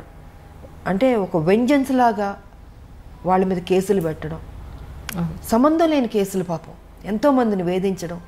అది చిన్నవాళ్ళ పెద్దవాళ్ళు ఎవరైనా సరే ఏ రకంగా వెళ్ళిపోతున్నాడు అంటే, ఏజ్ అయ్యే కొద్దీ మనం గతంలో చేసిన తప్పుల్ని మన తప్పుని దిద్దుకుని మనం మారడానికి ట్రై చేస్తాం. కానీ ఈయన మారతలే, ఏజ్ అయ్యే కొద్దీ ఇంకా అగ్రెసివ్గా, నెగిటివ్గా, హార్ష్గా, క్రిమినల్గా ఈ రకంగా తయారవుతుంటే మరి నాకు ఈయనకి ఎక్కడి నుంచి వస్తుంది ఈ ఆలోచన నాకు అర్థం కావట్లే. ఫామ్ హౌస్లో కూర్చున్నది ఏ రకంగా మనం మోసం చేస్తూ వెళ్దాం అన్నది ఆలోచిస్తున్నాడు తప్ప ఇది మంచి చేద్దాం అన్నది లేదు. ఒక ముఖ్యమంత్రి అంటే పబ్లిక్లో ఉండాలి, ప్రజల్లో తిరగాలి. సో ఈయనైతే ప్రజల్లో తిరగట్లేదు, ఎంతసేపు ఫామ్ హౌస్లో కూర్చుని ఆలోచిస్తూ ఉన్నాడు. ఏం ఆలోచన అంటే మంచి ఆలోచన కాదు, చెడ్డ ఆలోచనలు. ఈ ఎన్నికలకి ఇలా మోసం చేద్దాం, ఆ ఎన్నికలకి ఇలా మోసం చేద్దాం ప్రజల్ని. నువ్వు ఎవరిని మోసం చేస్తున్నావు? ప్రజలు. ఆ ప్రజల్ని నువ్వు 2 సార్లు గెలిపించారు, అది తప్పనిపించట్లేదా అంటాను నేను. సో నేనైతే మార్కులు ఇవ్వను ఆయనకి. ఆయన డెఫినెట్గా మంచి చేస్తుంటే ఇచ్చుండేదాన్ని. మా పార్టీ ఏమనుకున్నా అనుకొని నేను ఆటోతో వెళ్ళి నేను పొగిడేదాన్ని. బట్ వచ్చే ఎలక్షన్స్కైనా హైదరాబాద్లో లేదా తెలంగాణ జిల్లాల్లో లేదా మన తెలుగు రాష్ట్రాల్లో బీజేపీ వచ్చే అవకాశం ఉందంటారా మీ ఉద్దేశ ప్రకారం? We are trying I all best. నేను ఒకటే చెప్తున్నాను పబ్లిక్ కూడా, ఇంకా మీరు కన్ఫ్యూజ్ కాకండి. ఒకటే ఒక పార్టీ బీజేపీ పార్టీ ఉంది. ఎందుకంటే టీఆర్ఎస్ గతంలో కాంగ్రెస్ చూసారు, టీడీపీ చూసారు, అందరం చూస్తారు. కాంగ్రెస్ ఆల్మోస్ట్ ఏంటంటే టీఆర్ఎస్తో విలీనం అన్నట్టే చెప్పచ్చు. ఎందుకంటే అన్ని ఎమ్మెల్యేలు తీసుకున్న తర్వాత ప్రతిపక్ష హోదా కూడా పోయింది కాంగ్రెస్కి. ఇవాళ కేసీఆర్ గారు ఏం చెప్తుంటే కాంగ్రెస్ అదే చేస్తుంది. సో నేను బయటకు రావడానికి కూడా ఇదే కారణం. అంటే ఎంత కష్టపడినా వీళ్ళు లాస్ట్కి అమ్ముకుంటారు. అదే జరిగింది మొన్న 18-19లో. ఇంకా వీళ్ళు కరెక్ట్ కాదు, వీళ్ళు కొట్టాడేవాళ్ళు కాదు, వీళ్ళు డబ్బులకు అమ్ముడుపోయేవాళ్ళు, ప్యాకేజీలు తీసుకునేవాళ్ళని కొంతమంది చేస్తున్న తప్పుకి ఆ పార్టీ మొత్తానికే అందరికి మీద పడుతుంది. సో ఆ కొంతమంది సరిలేదు ఆ పార్టీలో, దానివల్ల కాంగ్రెస్ మర్యాద పోయింది. సో ఇవాళ నేనేమంటానంటే పబ్లిక్కి 4 లక్షల కోట్లు అప్పులు అయిపోయినాయి, తెలంగాణ డెవలప్మెంట్ లేదు. కేసీఆర్ ఎంతసేపు డబ్బుతో ఓటుతో కొనొచ్చు అని ఆ ప్యాటర్న్లో వెళ్తున్నాడు. ఆయన ఏం చేయడు. ఇంకా మీకు ఉన్నది ఒక బీజేపీ. సో దీన్ని సెటరేట్ చేయాలన్నా, డెవలప్ ఎంతైనా కొంత బెటర్ అవ్వాలన్నా, ఒక డిసిప్లిన్, ఒక అడ్మినిస్ట్రేషన్ బాగుండాలన్నా ఆ ఒక్క బీజేపీ వల్లే సాధ్యం. ఈసారన్నా ప్రజల్లో ఆలోచించి బీజేపీకి ఓటేసుకోండి. ఇంకా లేదు, ఆల్టర్నేట్ లేదు. ఇంక మీకు ఒకటి బీజేపీ కనపడుతుంది. ఇంకా ఇప్పుడు మీరే ఆలోచించుకోండి, ప్రజలకు వదిలిపెడతా. కాంగ్రెస్ ఏం చేస్తుందో అన్ని తప్పులు మీరు చూస్తున్నారు, టీఆర్ఎస్ ఏం చేస్తుందో మొత్తం కరప్షన్ చూస్తున్నారు. ఉన్న దాంట్లో ఎవరు బెటర్గా ఉన్నారంటే బీజేపీ. అది ఒక జాతీయ పార్టీ, కరప్షనే ఉండదు. మీకు అందాల్సింది డెఫినెట్గా పబ్లిక్ అందుతుంది. ఇక్కడ ఎవరు తినేవాళ్ళు ఉండరు పార్టీలో, ప్రజలకే ఖర్చు పెట్టేవాళ్ళే ఉంటారు. ఏ స్కీమ్స్ తీసుకొచ్చినా మోడీ గారు పబ్లిక్లోకి వెళ్ళిందా అని చూసుకుంటాం. కానీ కేసీఆర్ ఏం చేస్తున్నారు, పబ్లిక్ దగ్గర నుంచి గుంజుతున్నాడు ఈయన. సో వ్యత్యాసం నేను చెప్తున్నాను టీఆర్ఎస్కి అండ్ బీజేపీకి. ఇవాళ అన్నీ మ్యాక్సిమం కేంద్రం నుంచి వస్తుంది తెలంగాణకి. కానీ కేసీఆర్ ఏం చేస్తున్నాడు, నేనే ఇచ్చుకుంటున్నాను ఆయన చెప్పుకుంటున్నాడు, బీజేపీ గురించి చెప్పట్లే. సో ఇప్పుడు న్యాయం జరగాలంటే బీజేపీ రావాల్సిందే అన్నది నేను చెప్పదలుచుకుంది. చాలా స్పష్టంగా చెప్తున్నాను. ఓటుకి 2000 ఇచ్చి ఓట్లు వేసుకున్న తర్వాత ఎవరు నష్టపోతున్నారు? మీరే నష్టపోతున్నారు, పబ్లిక్. నా ఆలోచన ఎప్పుడు మీ మీద ఉంటుంది. మీరు ఎప్పుడు బాగుండాలని కోరుకుంటున్నాను నేను. కొట్లాడే తెలంగాణ మీకోసం కదా. మీకు అన్యాయం జరుగుతున్నప్పుడు చెప్పాల్సిన బాధ్యత నాకుంది. నేను అందుకే చెప్తున్నాను ఇవాళ. దీంట్లో ఎవరి స్వార్థం లేదు. చూడండి, ఒక ఛాన్స్ ఇవ్వండి, బీజేపీకి ఇచ్చి చూడండి. బాగోపోతే అప్పుడు మీ ఇష్టం, ఓకే, మా కర్మ అనుకోండి, లేకపోతే వీళ్ళ కర్మ అనుకోండి, లేకపోతే మా కర్మ అనండి, ఏదైనా అనండి, మేము పడతాం. బట్ ఒక ఛాన్స్ ఇవ్వండి, అది మారుతుంది అన్నది నేను మనస్ఫూర్తిగా చెప్తున్నాను ప్రజలకి. వచ్చే ఎలక్షన్స్లో బీజేపీ నుంచి మీరు యాక్టివ్ రాజకీయాల్లోకి కనిపిస్తారని ఎక్స్పెక్ట్ చేయొచ్చు అంటారు? ఆల్రెడీ పని చేస్తున్నాను కదా, నేను యాక్టివ్గానే ఉన్నాను. పార్టీ ఏ ప్రోగ్రామ్ అన్నా నేను వెళ్తున్నాం. నేను ఎప్పుడూ రెడీయే. నేను పని చేసేది నేను 24 hours నాకు అలవాటే కదా. ఉద్యమాలు చేసిన వచ్చిన మనిషికి పోలీస్ స్టేషన్లు చూసాం, జైళ్ళు చూసాం, ఖైదీలు చూసాం, సామాన్య ప్రజలు చూసాం, కోర్టు మెట్లు ఎక్కాం, రోడ్ల మీద కూర్చున్నాం, తిండి తిప్పలు లేకుండా పనిచేసిన రోజులు ఉన్నాయి కదా. సో విజయశాంతి పనిచేసే మనిషే. నా జీవితంలో లగ్జరీ లైఫ్ కాదు ఇది, నా లైఫ్, నా ప్రజలే నాకు అన్నది ఎప్పుడో నేను దాంట్లోకి వెళ్ళిపోయాను నేను. సో వాళ్ళు ఏ డ్యూటీ ఇచ్చినా నేను పని చేయడానికి సిద్ధంగా ఉన్నా, పని చేస్తూనే ఉన్నాం మేము. ఇప్పుడు ఉద్యమాలు చేసినట్టు ప్రతిరోజు ఇప్పుడు పార్టీ ఉద్యమం చేయదు. ఇష్యూ వచ్చినప్పుడు ఇష్యూ మీద ఫైట్ చేస్తాం. అప్పుడు ఉద్యమాలు అంటే ప్రతిరోజు మీకు సమస్యలు ఉంటే సమస్యలు కొట్లాడుతూనే ఉన్నాం. ఇప్పుడు రాష్ట్రం వచ్చిన తర్వాత అంత పని ఉండదమ్మా. ఇష్యూ వచ్చినప్పుడు ఇష్యూ, ఎలక్షన్స్ వచ్చినప్పుడు ఎలక్షన్స్, మీటింగ్ అన్నప్పుడు మీటింగ్, ఇలా డివైడ్ అవుతుంది వర్క్. సో దానికి తగ్గట్టు మేము పని చేస్తున్నాం. మ్యామ్, తర్వాత రౌడీ ఇన్స్పెక్టర్ సినిమా అప్పుడు మీ ఫ్యాన్స్ కర్నూలు జిల్లాకు మీరు వెళ్ళినప్పుడు మూవీ పరంగా అక్కడ ఎంతోమంది తండోపతండాలుగా విజయశాంతి గారిని చూడడానికి వచ్చేసినప్పుడు చాలా ఉద్రిక్త పరిస్థితులు నెలకొన్నాయి అప్పట్లో. బాలకృష్ణ గారు మిమ్మల్ని ఆ సిచ్యువేషన్ నుంచి లోపలికి తీసుకొచ్చి వాళ్ళందరినీ చాలా కంట్రోల్ చేశారని చెప్పని విన్నాను. అంటే అది ట్రైన్లో పాట ఉంది కదా, పాట నంద్యాల అనుకుంటాను. అది చేస్తుంటే క్రౌడ్ విపరీతంగా వచ్చేసి అసలు ట్రైన్ ఆపేశారు. నాకు ఆ రోజు కొంత ఫీవర్ వచ్చిందంటే డేలో మొత్తం పాట చేస్తూ విపరీతమైన ఎండ, జ్వరం వచ్చి అయిపోయింది, పాట అయిపోయింది. మళ్ళీ హైదరాబాద్ షిఫ్ట్ అవుతుంది ఇక్కడ వేరే సాంగ్కి.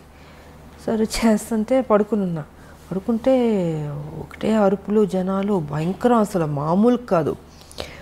ట్రైన్ ఆపి విజయశాంతి బయటికి రావాలి, గొడవ చేశారు. ఇంకా అప్పుడు బాలకృష్ణ తను వెళ్ళి ట్రై చేసి చెప్తున్నాడు, అయినా కూడా లేదు, రావాలంటే నిద్రపోతున్నాను నేను. సో నేను, తారా మాస్టర్ గారు మేమందరం అప్పుడు ఇంకా బయటికి తీసుకొచ్చారు. బాగా వీక్గా ఉన్నా, నీరసంగా ఉంది, ఎండ దెబ్బకి జ్వరం వచ్చి సరే వచ్చి నుంచున్నాను. అంత అరుపులు, కేకలు. ఐ థింక్ 1.5 hours ట్రైన్ అయిపోయింది. కదలనప్పులే, మొత్తం పట్టాల మీదకి వచ్చేసి జనాలు అడ్డంగా అసలు ఇసుకేస్తారు వాళ్ళంత జనాలు వచ్చారు.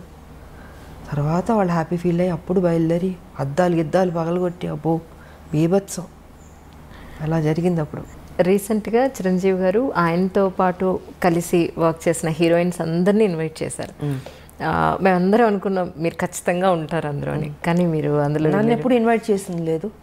ఒకటి చేసినా నేను వెదలను నేను, ఎందుకంటే నాకు అలాంటి పార్టీ ప్రోగ్రామ్స్ అంటే నాకు పెద్ద నచ్చదు. నేను ఫస్ట్ నుంచి షూటింగు, నా ఇల్లు, సినిమాలు చేసేటప్పుడు. సో పాలిటిక్స్ అంటారా, పాలిటిక్స్ అంటే ఉద్యమాలు, నా ఇల్లు. నా ఫంక్షన్కే నేను నేను వెళ్ళడం, నా 100 days ఫంక్షన్ కంటే తప్పదంటే వెళ్తాను. వెళ్ళిన ఒక 1/2 hourలో ఉండి వచ్చేస్తాను ఆ షీల్డ్ తీసుకుని. ఎందుకో నాకు చిన్నప్పటి నుంచి ఈ పార్టీస్ కానీ నాకు నచ్చదు. సో వాళ్ళు ఎప్పుడు నన్ను ఇన్వైట్ చేసింది లేదు. ఒకవేళ ఇన్వైట్ చేసినా నేను వెళ్ళను, నేను అవాయిడ్ చేసి ఉండేదాన్ని. నేను తెలుగులో మిమ్మల్ని మొట్టమొదటిసారిగా ఇంట్రడ్యూస్ చేసింది విజయ నిర్మల గారు అని అనుకోవచ్చా అండి? కానీ విజయ నిర్మల గారు అప్పుడు కాలం చేసినప్పుడు కూడా మీరు చాలా వచ్చి నరేష్ గారు వాళ్ళ ఇంటికి వచ్చి చేసినప్పుడు జరిగింది. సో ఆవిడతో మీకున్న ప్రత్యేక అనుబంధం? కొంతమంది మన జీవితంలో మర్చిపోలేమమ్మా వాళ్ళు తీసుకున్న కేరు. ఒక తల్లిగా ఆవిడ నన్ను, చిన్నపిల్లని కృష్ణ గారి పక్కన, చాలా యంగ్, ఐ థింక్ 79లోనే వచ్చాను, 80s అనుకుంటా సినిమా, ఫస్ట్ తమిళ్ 80sలో. ఇంత చిన్నపిల్ల కృష్ణ గారు అనేవారు, విజయ మరీ చిన్నపిల్లగా ఉంది, నా పక్కన యాక్ట్ చేస్తుంది, ఎలాగ బాగుంది, నా కూతురులా ఉంది అనేవారు. మీరు ఊరుకోండి నేను చూసుకుంటాను, కానీ అంత కేర్ తీసుకునేవాడు నిజంగా. అలాగా నాకు దాని మీద నమ్మకం ఉంది, తను పెద్ద స్టార్ అవుతుందని. ఆవిడ కూడా అంత కేర్ తీసుకుందమ్మా. అందుకే ఆవిడ పోయినప్పుడు కూడా నాకు బాధ వేసింది. కొంతమంది మనం మర్చిపోలేం. ఆవిడ కానీ, అంకుల్ దాసర్ గారు కానీ, టి కృష్ణ గారు కానీ. నా జీవితంలో నా లైఫ్ మారింది వాళ్ళ వల్ల. ఎలా మర్చిపోతాం చెప్పండి. సో నా ఫస్ట్ ఫిలిం భారతిరాజా గారు, ఇలాగా కొన్ని మర్చిపోలేం. ఇంక మిగతా డైరెక్టర్స్ అంటారు, ఎస్ అఫ్ కోర్స్ నాకు మంచి సినిమా పాత్రలు ఇచ్చారు. విశ్వనాథ్ గారు, జంధ్యాల గారు, మోహన్ గాంధీ గారు, కోడరం కృష్ణ గారు. సో ఇలాంటి హీరోయిన్ సబ్జెక్ట్స్ చేసిన వాళ్ళు డైరెక్టర్లు, వాళ్ళని కూడా నేను మర్చిపోలేను. ఆ గౌరవం ఎప్పుడు ఉంటుంది నాకు వాళ్ళ మీద. కానీ రాజకీయాల్లోకి వచ్చిన తర్వాత, ఇన్నాళ్ళ రాజకీయ జీవితం చూసిన తర్వాత, ఇక్కడ మీరు నేర్చుకునే లెసన్ అంటే ఏం చెప్తారు? రాజకీయం అంటే పాలిటిక్సే ఉంటుంది. పాలిటిక్సే ఉంటుంది కదమ్మా. ఆ ట్రిక్స్లో మనం వెళ్తూ ఉండాలి, ఎత్తులకు పై ఎత్తులు వేస్తూ ఉండాలి. విజయశాంతి గారితో అవుతుందా అంత రాజకీయ ట్రిక్స్ అలా? 25 ఏళ్ళు అయిపోతుంది కదా, అవుతుందా అంటే మరి తెలంగాణ తీసుకురాలేదా, కొట్లాడలేదా? ఏ టైంకి ఏ రకంగా మనం ఇవ్వాలో ఆ దేవుడే నిర్ణయిస్తాడు. జీవితంలో ఒక మంచి దారిని మనం ఎన్నుకున్నాం, ఆ మంచి దారిలోనే నేను వెళ్తున్నాను, ఆ మంచి దారిలోనే నేను సక్సెస్ అయ్యాను. నేను తెలంగాణ అచీవ్ చేయడం అన్నది ఇట్స్ నాట్ అ జోక్. ఒక రాష్ట్రం, నేను ఉద్యమం టేకప్ చేసినట్టు అందరూ నన్ను వెటకారంగా మాట్లాడేవారు. ఈవిడ ఒక మహిళ, ఈవిడ తీసుకొస్తుంది, ఈవిడ కొట్లాడుతుంది, ఈవిడికి అవసరమా, సినిమాలు చేసుకుని హ్యాపీగా ఉండకు, ఎందుకు ఈవిడికి అన్నీ అన్నారు. అన్ని మాటలు పడ్డాను, నేనేం పట్టించుకోలేదు. నేను అనుకుంది సాధించాను. అనుకునేవాళ్ళు అనుకుంటారు. ఏ టైంకి మన బుర్ర ఏ రకంగా ఆలోచించాలో ఆ బుర్ర ఆ ఆలోచన దేవుడు డెఫినెట్గా ఇస్తాడు. క్రిమినల్గా ఉండే పాలిటిక్స్ చేయక్కర్లేదమ్మా, మంచిగా కూడా పాలిటిక్స్ చేయొచ్చు. ఇప్పుడు కేసీఆర్ బుర్ర అయితే మాకొద్దు, ఎవడో కోరుకోడు. సూర్యకాంతం గారి క్యారెక్టర్ చూసి అమ్మో సూర్యకాంతం గారు అని భయపడేవాళ్ళం, కానీ నిజంగా ఆవిడ చాలా మంచి ఆవిడ, తెలుసా మీకు? అవును, సినిమా పాత్ర అలాగుంటుంది. సో ఆవిడ పేరు కూడా పెట్టేవారు కాదంటే చాలామంది పుట్టినవాడికి సూర్యకాంత్ భయం అంటే. బట్ ఆవిడ అంత బంగారం అసలు. నేను నాతో పనిచేశారు ఆవిడ, వచ్చా వండర్ఫుల్. ఆవిడ కానీ నిర్మలమ్మ గారు కానీ ఎంత మంచివాళ్ళు వాళ్ళు. సో కొంత మన సినిమా పాత్రలు చూసి భయపడతాం, కానీ కేసీఆర్ ప్రత్యక్షంగా చూసి భయపడుతున్నాం, అంటే అంత భయంకరమైన క్యారెక్టర్ కాబట్టి. ఆయనలా వద్దమ్మా, ఇలాంటి పాలిటిక్స్ చేయక్కర్లేదు. చక్కగా పాలిటిక్స్ చేయొచ్చు, మనం అనుకున్నది ఇంకా బెటర్గా చేయొచ్చు, ప్రజలకు ఉపయోగపడేటట్టు చేయొచ్చు. అదే మ్యామ్ నా ఉద్దేశం కూడా, అంటే 100% చేయొచ్చు. నేను ఎంతకాలం మరి మంచిగా అనుకునేది చేశాను, ఫ్యూచర్లో కూడా అదే మంచిగా చేస్తాను నేను. తెలంగాణకు సంబంధించి ఇన్ కేస్ కమింగ్ ఫ్యూచర్లో మీరు కూడా వన్ ఆఫ్ ది అధికార పార్టీ బీజేపీ కనుక అధికారానికి వస్తే మీ ఉద్దేశ ప్రకారం తెలంగాణకి ఏమేం చేస్తే బాగుంటుందని మీరు అనుకుంటున్నారు? నా Telangana, I love Telangana, develop అవ్వాలి. చాలా ఉన్నాయి సమస్యలు, ఇంతకుముందు తక్కువ ఉంది, ఇప్పుడు ఎక్కువ ఉంది. ఇప్పుడు రోజు రోజుకి ప్రజలు కష్టాల్లోకి వెళ్ళిపోతున్నారు, బెటర్మెంట్ లేదు లైఫ్. సో దీన్ని బెటర్మెంట్ చేయాలంటే ఒక నేషనల్ పార్టీ వల్లే అవుతుంది, అది వాళ్ళ బీజేపీకి సాధ్యం అవుతుంది. మోడీ గారు ఇంకా మంచి మంచి పనులు చేస్తున్నారు కాబట్టి. సో మేమందరం డెఫినెట్గా వెళ్ళి మోడీ గారితో చెప్తాం, మాకు ఇది కావాలని మేము అడిగి తీసుకుంటాం. మేము మా తెలంగాణకి ఇస్తారు ఆయన. ఇప్పుడు మొత్తం భారతదేశానికే వ్యాక్సిన్లే ఫ్రీగా ఇస్తున్నారు, రైస్ ఫ్రీగా ఇస్తున్నారు, ఎన్నో మంచి కార్యక్రమాలు చేస్తున్నారు. బేటీ పడావో బేటీ బచావో ఇలాగ ఎన్ని, ఒకటి కాదు రెండు కాదు, చాలా ఉన్నాయి. మహిళలకు కూడా, గర్భిణీ స్త్రీలకు కూడా వాళ్ళ ప్రెగ్నెంట్గా ఉన్నప్పుడు ఖర్చు అంతా భరిస్తుంది. డెలివరీ అయిన తర్వాత తల్లి బిడ్డలకి వాళ్ళకి పౌష్టికాహారం కావచ్చు, మెడిసిన్స్ కావచ్చు, వాళ్ళకి ఏం కావాలో ఆ సదుపాయాలన్నీ ఇస్తుంది. సో చాలా చేస్తుంది బీజేపీ. వాళ్ళ ఎందుకు చేతి మా తెలంగాణకి డెఫినెట్గా చేస్తుంది. మేము అడిగి తెచ్చుకుంటాం. మేము మోడీ గారు మాకు ఇది కావాలి. రేపు దేవుడి దయ వల్ల బీజేపీ తెలంగాణలో వచ్చిందనుకోండి, నిజంగా ప్రజల కష్టాలు తీరినట్టే అని నేను అనుకుంటున్నాను. నేను ఎందుకంటే మేము ఊరుకోం, మేము కొట్లాడైనా తెచ్చుకుంటాం. బట్ కొట్లాడాల్సిన అవసరం కూడా లేదు. డెఫినెట్గా ఈ సమస్య ఉందంటే మోడీ గారు డెఫినెట్గా చేస్తారు. ఆయన ఇచ్చారు స్మార్ట్ సిటీ అని వరంగల్కి ఇస్తే చేజార్చుకున్నాడు ఈయన కేసీఆర్, ఉపయోగించుకోలేదు. ఎయిర్పోర్ట్లో ఇస్తే అక్కడ మామనూరులో వరంగల్లో ఇంతకుముందు ఉండేది, దానికి ల్యాండ్ ఇవ్వండి ఎయిర్పోర్ట్ ఇస్తారంటే అది కూడా చేయలే. అంటే ఎంత కేర్లెస్. సో ఇలాంటి వాళ్ళకు వద్దు, మాకు మా బీజేపీ వస్తే డెఫినెట్గా మంచి జరుగుతుంది, 100% డెవలప్ అవుతుంది అన్నది నా నమ్మకం. ఇటు రాజకీయ పరంగా కానీ, సినిమా రంగం పరంగా కానీ, ఇంకా ఇప్పుడు ఒక పాట కూడా పాడినట్టున్నారు మీరు ఒక సినిమాలో కదా, భారతరత్న. భారతరత్న ఒక పాటకు మీ గొంతును కూడా వినిపించడం జరిగింది. ఉదిత్ నారాయణ గారు నేను పాడా. నిజంగా అసలు తర్వాత అనిపించిందా మీకు ఇంకొక పాట ఎప్పుడైనా పాడే అవకాశం దొరికితే బాగుండని ఎప్పుడైనా అనిపించింది? ఎందుకు ఆ రోజు కోటరామకృష్ణ గారు అమ్మ ఇది పాడితే బాగుంటుందని చెప్తే ఇంకా ఆలోచన నాకు ఎప్పుడు లేదు. ఇంకా ఆయన అడిగారు కాబట్టి ఆయన దగ్గరుండి తీసుకెళ్ళి పాడిచ్చారు. బాగానే పాడారు, చాలా బాగా మంచి హిట్ అయింది మ్యామ్ అది సాంగ్. బాగానే పాడినట్టు. సంగీతం నేర్చుకున్నారు మ్యామ్? చిన్నప్పుడు కొంచెం నేర్చుకున్నాను. అవునా?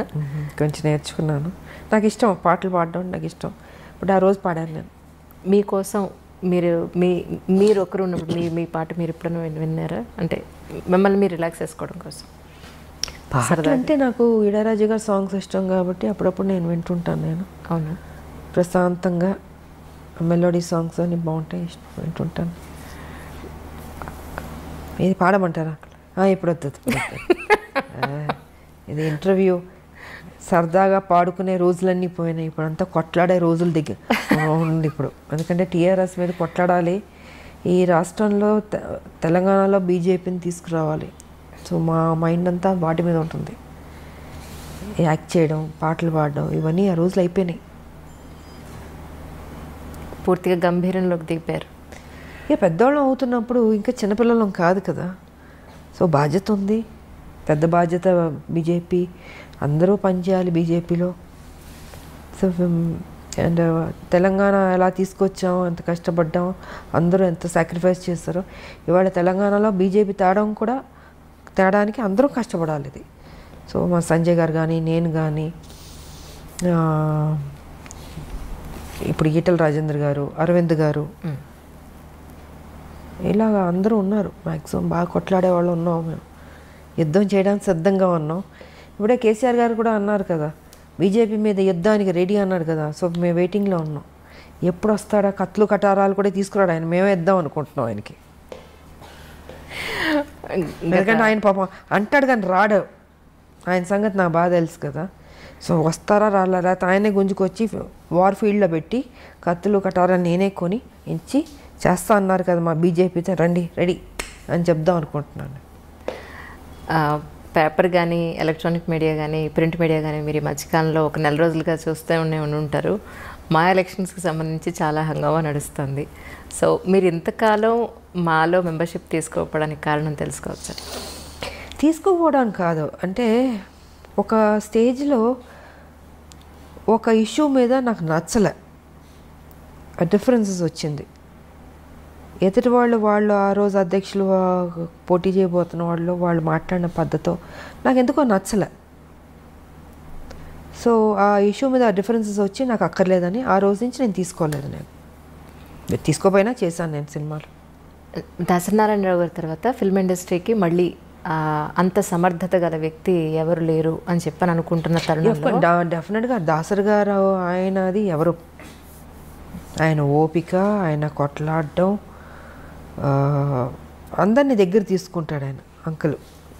ఆ లక్షణాలు మీలో ఉన్నాయేమో అని నేను అనుకుంటున్నాను. ఎందుకంటే నేను లాస్ట్ టైం మీ పుట్టినరోజు అప్పుడు కూడా నేను చూశాను ఎంతమంది మీకోసం, అమ్మాయిలు, అబ్బాయిలు, చిన్నపిల్లలు, వయోభేదం లేకుండా, పార్టీలతో సంబంధం లేకుండా ఎంతోమంది వాళ్ళ కష్టాలు మీతో చెప్పుకోవడానికి, మిమ్మల్ని ఒకసారి కలిసి కాస్త స్వాతంత్రం పొందడానికి ఎంతోమంది వచ్చారు, నేను చూశాను. సో మీరు కూడా ఒక మెంబర్ అయి ఉంటే ఏమో మీరు చేయగలిగేంత మీ వంతు మీరు చేస్తుండేవాళ్ళు. నాకు ఆల్రెడీ బాధ్యత పెద్దది ఉంది కదమ్మా. ఆల్రెడీ నాకు తెలంగాణలో మా బీజేపీ కొట్లాడుతుంది అంటే ఆ టీఆర్ఎస్ కరప్టెడ్ పార్టీని దించాలి, దించాలి. సో మాకు అది సరిపోద్దా? అది ఎందుకు ఉన్నారు కదా, పెద్దలు ఉన్నారు మాలో. వాళ్ళు ఐ థింక్ ఎలక్షన్స్ అయిపోయినాయి కాబట్టి ఉంటారు. ఎవరో ఒకళ్ళు డిసైడ్ చేసుకుని ఉంటే బెటర్. ఉండాలి, ఒక పెద్ద దిక్కు అన్నది ఉండాలి. క్రమశిక్షణ ఉండాలి. ఫస్ట్ క్రమశిక్షణ పోయింది. ఆ క్రమశిక్షణ ఎందుకు పోయిందో నాకైతే అర్థం కావట్లేదు. బాగోదు, చూడడానికి కూడా బాగోదు కదా. సో అది ఎవరన్నా ఒకళ్ళు దాంట్లోనే అందరూ కూర్చుని డిసైడ్ చేసి ఒకళ్ళకి ఆ బాధ్యత ఇస్తే బెటర్ అన్నది నా అభిప్రాయం. ఇక్కడ కూడా లోకల్, నాన్ లోకల్ అనేది కొంత టాక్ వినపడుతుంది. దీని మీద మీ అభిప్రాయం ఏంటి మ్యామ్? ఒకటమ్మా, ఇప్పుడు మన తెలుగు వాళ్ళం కాబట్టి తెలుగు వాళ్ళు ఎక్కువ మంది రావాలని కోరుకోవడంలో తప్పులేదు. ఇది ఎప్పటి నుంచో చాలామంది, అంటే ఇంకొకళ్ళు బయట నుంచి వచ్చేవారన్న వాళ్ళని అవమానించడం కాదు. ఏ ఒక్క రాష్ట్రం నుంచైనా వచ్చేవాళ్ళు వస్తుంటారు, చేసేవాళ్ళు పని చేస్తుంటారు. కానీ చాలా కాలం నుంచి తెలుగు ఆర్టిస్టులు అన్నది ఎక్కువ రావట్లేదు. హీరోయిన్స్ కూడా ఎక్కువ మంది లేరు. ఇప్పుడు మా టైంలో మేము ఉండేవాళ్ళం, బట్ బయట హీరోయిన్స్ కూడా వచ్చేవారు. బట్ ఎందుకో తెలీదు అది రావట్లేదు. సో మన తెలుగు వాళ్ళు ఎక్కువ మంది ఆర్టిస్టులు, హీరోయిన్లు కావచ్చు, హీరోలు కావచ్చు, మిగతా క్యారెక్టర్ ఆర్టిస్టులు కావచ్చు, తెలుగు సినిమాకి సంబంధించిన తెలుగు వాళ్ళు ఎక్కువ ఉంటే బాగుంటుంది అన్నది ఇది ఎప్పటి నుంచో జరుగుతుంది ఇది. బట్ ఏదైనా మనం పక్క రాష్ట్రాల నుంచి వచ్చిన వాళ్ళని మనం అవమానించడం కూడా తప్పది. మనం తెలుగు వాళ్ళం, మనం గౌరవించేవాళ్ళం, ఆప్యాయతగా దగ్గర తీసుకునేవాళ్ళం, మర్యాద ఇచ్చేవాళ్ళం. సో కుటుంబంలా చూసేవాళ్ళం మనం. కాబట్టి మనం ఇంకొకళ్ళని విమర్శన చేయడం కూడా తప్పు. ఇప్పుడు మనం ఉన్నాం, మేము వేరే లాంగ్వేజ్కి వెళ్ళి పని చేయట్లేదు, అప్పుడు వాళ్ళు కూడా అనుకోవచ్చు కదా మన గురించి. సో ఆలోచన కరెక్ట్ కాదు. అది ఎవరి టాలెంట్ వాళ్ళది. తెలుగు వాళ్ళు ఎక్కువ మంది ఉంటే ఈ ప్రాబ్లం ఉండేది కాదు. లేరు కదా, లేకపోబట్టి పక్క రాష్ట్రాల నుంచి వాళ్ళని వెళ్ళి తీసుకుంటున్నారు. ఎవరేం చేయగలుగుతారు? ఇప్పుడు ఎవరన్నా ఎక్కువ మంది మేము నటిస్తామని ముందుకు వచ్చిన వాళ్ళు వద్దు అని ఎవరు అనలేదు కదా. ఆల్మోస్ట్ తగ్గిపోయింది. ఎందుకు మరి? కారణం భయమో లేకపోతే ఇంట్రెస్ట్ లేకపోవడం చాలామందికి, ఏమైనా కారణం కావచ్చు. బట్ మనం ఎవరిని ఇంకొకరిని హర్ట్ చేయొద్దు. మనం ఇట్స్ ఫిల్మ్ ఫీల్డ్ కాబట్టి ఏ ఆర్టిస్ట్లను ఎక్కడన్నా ఏ లాంగ్వేజ్లోగానే వెళ్ళి పని చేసుకోవచ్చు. సో అదే అనుకుంటాను. వేరే ఏదైనా ఉంటే దాని గురించి మాట్లాడితే బెటర్ అనేది నా అభిప్రాయం. కానీ 80s లో 90s మనం తీసుకుంటే, ఇప్పుడు మీ సంగతి తీసుకుంటే 10 ఏళ్ళు 15 ఏళ్ళు మీరు హీరోయిన్గా అలా స్టాండర్డ్గా నిలబడిపోయారు. దగ్గర దగ్గర 18 ఏళ్ళు, 28 years 40కి వచ్చేసాను. 40 అయిపోయింది. అలా మాకు అసలు కనిపించట్లేదు. 40 years కానీ ఇప్పుడు చూస్తే హీరోయిన్స్ హార్డ్లీ 4 years 5 years తర్వాత మళ్ళీ మేబీ అసలు మనకి అంత స్టాండర్డ్స్ ఎక్కడ మనకి కనిపించట్లేదనే చెప్పుకోవాలి. ఇప్పుడు శ్రీదేవి గారు కానీ మీరు కానీ కొంతమంది నేమ్స్ తీసుకుంటే అన్ని సంవత్సరాలు ఆ హీరోయిన్ అనే ఒక కిరీటాన్ని అన్ని సంవత్సరాల పాటు లాక్కుని రాగలిగారు. ఇప్పుడు ఎందుకు అలా జరగట్లేదంటే కారణం ఏమై ఉంటుందంటారు? కాలం మారిపోయింది, మైండ్ సెట్ మారింది. అప్పుడు సినిమాలు చూడగలుగుతున్నాం, అప్పుడు పాటలు బాగానే ఉండేవి. ఇప్పుడు పాటలు ప్యాటర్న్ మారిందంటే ఇప్పుడు జనరేషన్ అవి నచ్చుతుంటాయి, నచ్చచ్చు. సో ఇప్పుడు కథలు బాగానే ఉన్నాయి, ప్యాటర్న్ మారింది. హీరోయిన్లు అంటే ఏ 4 సినిమాలు 5 సినిమాలు వరకు చూస్తున్న తర్వాత ఇంకేదైనా వేరే హీరోయిన్ అయితే బాగుంటుంది అన్నది ఆలోచన వచ్చి ఉండొచ్చు. అప్పుడైతే కంటిన్యూస్గా మమ్మల్ని చూసేవారు. అవునండి. పాత్రలు అలా ఉండేది, సినిమాలు అలా హిట్ అయ్యేవి. గొప్ప గొప్ప డైరెక్టర్లు, మంచి బ్యానర్లు, నటిమణులు అందరూ గొప్పవాళ్ళు, ఎవరు తక్కువ కాదు. హీరోలు కావచ్చు, ఇప్పుడు ఎస్వి రంగారావు గారు, ఎంతమంది గొప్ప గొప్ప వాళ్ళు ఉండేవారు ఇండస్ట్రీలో. రామారావు గారు, నాగేశ్వరరావు గారు, సావిత్రి గారు, జమున గారు, శారద గారు, వాణిశ్రీ గారు, అంజలీదేవి గారు, భానుమతి గారు, కన్నాంబ గారు, సూర్యకాంతం గారు, ఎవరిని తక్కువ చేసి మాట్లాడదు. అందరూ గొప్పవాళ్ళు. నువ్వా నేనా పోటీ పడి చేసేవాళ్ళు. సో ఇప్పుడు ఏంటంటే ఆర్టిస్టులు సినిమాలు మారిపోయినాయి, సబ్జెక్టులు అంత హెవీ సబ్జెక్ట్స్ లేదు, లవ్ సబ్జెక్ట్స్ కానీ. సో ఇప్పుడు ట్రెండ్కి ఇది కరెక్ట్గా ఉండొచ్చేమో. అండ్ వాళ్ళకి ఓకే ఈ హీరోయిన్ చాలు నెక్స్ట్ అన్న ఫీలింగ్లో ఉన్నారు పబ్లిక్ కూడా. కొంతమంది పర్లే ఒక 6-7 years వరకు లాగుతున్నట్టున్నా, 10 వరకు కూడా లాగినట్టు ఉన్నారేమో అనిపిస్తుంది ఇప్పుడు కొంతమంది. మరి మేబీ ఫ్యూచర్లో ఇంకా తగ్గిపోవచ్చు, ఇంకా ప్యాటర్న్ మారొచ్చేమో. So we don't know. Sarileru Neekevvaru సినిమాకి దగ్గర దగ్గర 13 ఏళ్ల తర్వాత మీరు ఆ సినిమా ఒప్పుకున్నారు. దానికి కారణం ఏమిటి? కమింగ్ ఫ్యూచర్లో ఎలాంటి ప్రాజెక్ట్స్ అయితే మీరు ఒప్పుకునే అవకాశం ఉంటుంది? ఆఫ్టర్ 13 years సరే, అనిల్ రావుపూడి గారు, మహేష్ బాబు, ఆయన ఒక మంచి కాంబినేషన్, మంచి క్యారెక్టర్, డిగ్నిఫైడ్గా ఉంది, వచ్చింది. బట్ ఎప్పటి నుంచో అడుగుతున్నారు, నేను రిజెక్ట్ చేస్తూ వచ్చాను. అది బాగుండింది కాబట్టి ఆ రోజుకి యాక్సెప్ట్ చేసేసి అప్పుడు టైం దొరికింది, చేశాను నేను. అండ్ పెద్ద సక్సెస్ అయింది. ఫ్యూచర్లో అంటారా, నాకు ఒకే ఒకటి ఉంది, ఏదో రొటీన్ సినిమాలు కాకుండా ఒక యాక్షన్ సినిమా చేద్దామని ఉంది నాకు. Such a great opportunity for the producers and all. ఒక్క యాక్షన్ సినిమా మళ్ళీ దన్ ఆడిచ్చేద్దాం అన్న ఫీలింగ్ ఉంది. బట్ కథ, పాత్ర ఏ కొత్తగా ఉండాలి. సంథింగ్ అలాంటిది ఏదైనా వస్తే మేబీ ఐ విల్ డూ. ఒకే ఒక యాక్షన్ ఫిలిం, ఓకే, పాత విజయశాంతి యాక్షన్ ఫిలిం లాగా ఒక్క సినిమా అలాంటిది ఉంటే. రొటీన్ అయితే వేస్ట్. నా పెద్ద చేయనని చెప్పేసాను నేను. సరే మళ్ళీ అందరూ చేయండి అంటే చేస్తే యాక్షన్ సినిమా ఒకటి చేద్దాం అన్నదే ఒకటి ఆలోచన ఉంది. కథ రావాలి, కథ దొరకాలి, అలా దొరికిందంటే చేస్తాను. ఒకటే ఇంకొకటి. ఈ అది కూడా టైం దొరుకుతుందని నాకు తెలియదు ఉంది. బట్ ఇప్పుడున్న ఈ బిజీ షెడ్యూల్స్, రాజకీయం, ఈ బై ఎలక్షన్స్, మాకు మళ్ళీ ఇంకేం పని అప్పచెప్తారో మా పార్టీ మాకు తెలియదు కదా. సో మరి అలాంటి బిజీ షెడ్యూల్లోనే ఉంటే మరి నేను చెప్పలేను. టైం దొరికితే చేయొచ్చు అంతే. ఈ సందర్భంగా తెలంగాణ ప్రజలందరికీ కూడా మీరేం చెప్పదలుచుకున్నారు? నేను చెప్పదలుచుకుంది ఎప్పుడు ఒకటే చెప్తాను, ప్రజలకు నేను ఎప్పుడు మంచిగా చెప్తాను. ఈసారి మాత్రం బీజేపీని డెఫినెట్గా మీరు గెలిపించుకోండి, బీజేపీని నమ్ముకోండి. ఈ కష్టాలు చాలు. మనం ప్రజలు ఎలా అయిపోయారంటే వాళ్ళ అమాయకులు కాబట్టి టీఆర్ఎస్ ఓటు వేసేస్తారు నమ్మి. ఓటు వేసిన తర్వాత అయ్యో నాకు ఇది రాలేదు, అది రాలేదు, ఇది చేశారు, అది చేశారు, ఇవన్నీ ఎందుకు? మీ కేసీఆర్ ఆయన పార్టీ ఏం మోసం చేసిందో మీకు అందరికీ తెలుసు. సో తెలుసు కాబట్టి ఇంక ఓటు వేయకండి. వేసి బాధపడ్డం ఎందుకు? వేయకుండా తప్పించుకుని బీజేపీని గెలిపించుకుని ఈసారి బీజేపీని అధికారంలో తెచ్చుకోండి. ఇవాళ చూడండి, వర్షం వస్తే మొత్తం ఒక సముద్రంలా ఉంది. హైదరాబాద్ మొత్తం సముద్రంలా ఉంది. బోట్లు వేసుకెళ్ళచ్చు మనం. అదే చెప్తున్నాను, రోడ్లు బాగాలే, డ్రైనేజ్ సిస్టమ్ బాగాలేదు, మొత్తం చెరువులు కబ్జా అయిపోయింది. వాటర్ ఎక్కడికి వెళ్తుంది? మీరు వరంగల్ తీసుకున్నా, ఏ జిల్లా తీసుకున్నా ఇదే పరిస్థితి. ఇంతకుముందు నేను ఎప్పుడు చూడలే హైదరాబాద్ ఇలాగా, ఇంత దారుణమైన పరిస్థితి నేను చూడలే. హారబుల్గా ఉంది. అక్కడ నివసిస్తున్న ప్రజలు కూడా భయపడి వణికిపోతున్నారు. వర్షం రాకుండా ఉంటే చాలు దేవుడా అని ఫీల్ అవుతున్నారు. వచ్చిందని మునిగిపోతున్నాయి ఇళ్ళు. మ్యాన్ హోల్స్లో వెళ్ళిపోతున్నాను. నువ్వు మ్యాన్ హోల్స్లో ఎందుకు ఆ సేఫ్టీ తీసుకోవట్లేదు? వర్షాకాలం అని తెలీదా? ఎందుకు తీసుకోవట్లేదు? కేర్లెస్గా ఎందుకు ఉంటున్నారు? చనిపోతున్నారు. బాడీ ఎక్కడికి వెళ్తుంది, ఎప్పుడు దొరుకుతుందో తెలియదు. సో ఇవన్నీ చాలా ఉన్నాయి మాట్లాడాలంటే. అది పెద్ద సబ్జెక్టు. నేను ఒకటే చెప్తాను ప్రజల్ని, తెలంగాణ ప్రజల్ని, దయచేసి ఇంకా ఈ రాక్షస పరిపాలన మాత్రం మర్చిపోండి టీఆర్ఎస్ని. ఇంకా టీఆర్ఎస్, కాంగ్రెస్, ఎంఐఎం వీళ్ళందరూ ఒకటి. ఇంకెవరన్నా వచ్చినా కూడా ఆయన తీసుకుంటాడు. ఈ డ్రామాలో ఒక డ్రామా ఉంటుంది. కాబట్టి ఇప్పుడైనా మేలుకుని తెలంగాణని కాపాడుకోవాల్సిన బాధ్యత ఇంకా ప్రజలదే ఉంది. సో ఏదైనా ఏ పార్టీకి వేద్దాం అనుకుంటే ఇంక బీజేపీ ఉంది. మీరు ఆలోచించుకోండి. బీజేపీకి ఎప్పుడూ ఇవ్వలేదు మీరు అవకాశం.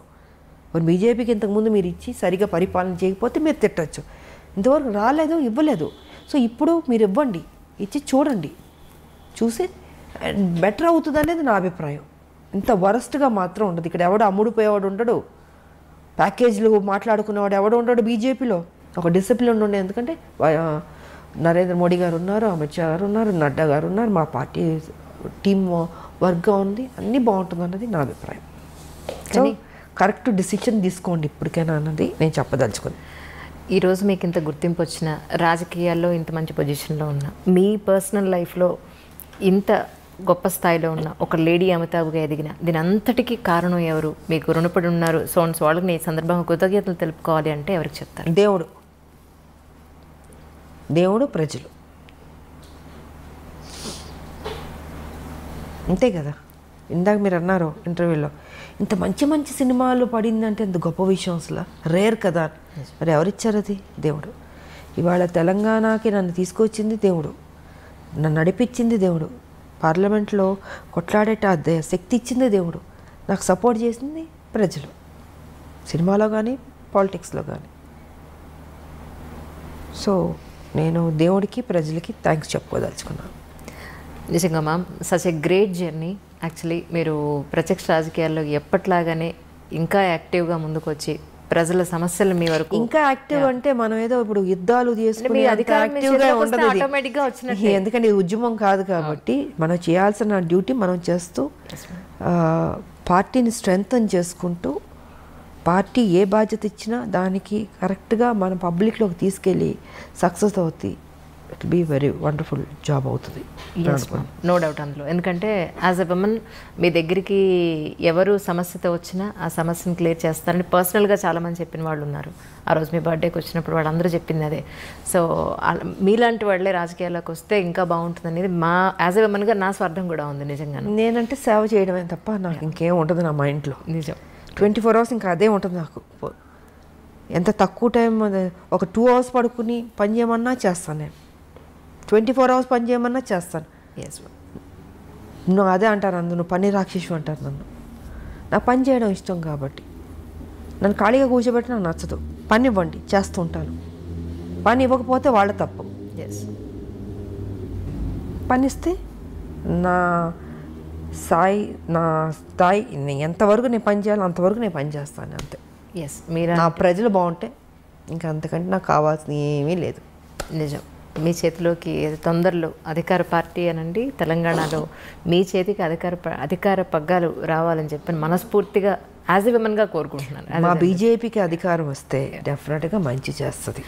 Thank you ma'am. Thank you so much for your great conversation. Thank you ma'am. Thank you. I dream ప్రేక్షకులందరికీ విజయదశమి శుభాకాంక్షలు. Hi, this is Isha Chavla. This is Manara Chopra. Hi, this is Kartikeya. నేను director తేజాని. Press the bell icon for more updates. For more such videos, please subscribe to iDream. For more videos, please subscribe to iDreams. For more videos, please subscribe to iDream. And you're watching iDream Media. Please like, share, and subscribe to the channel. And don't forget to subscribe to iDream. Please subscribe iDream Media. Do subscribe to iDream. Subscribe to iDream Media. Do subscribe to iDream Media. Don't forget to subscribe. Click on the button below. Don't forget to subscribe to iDream.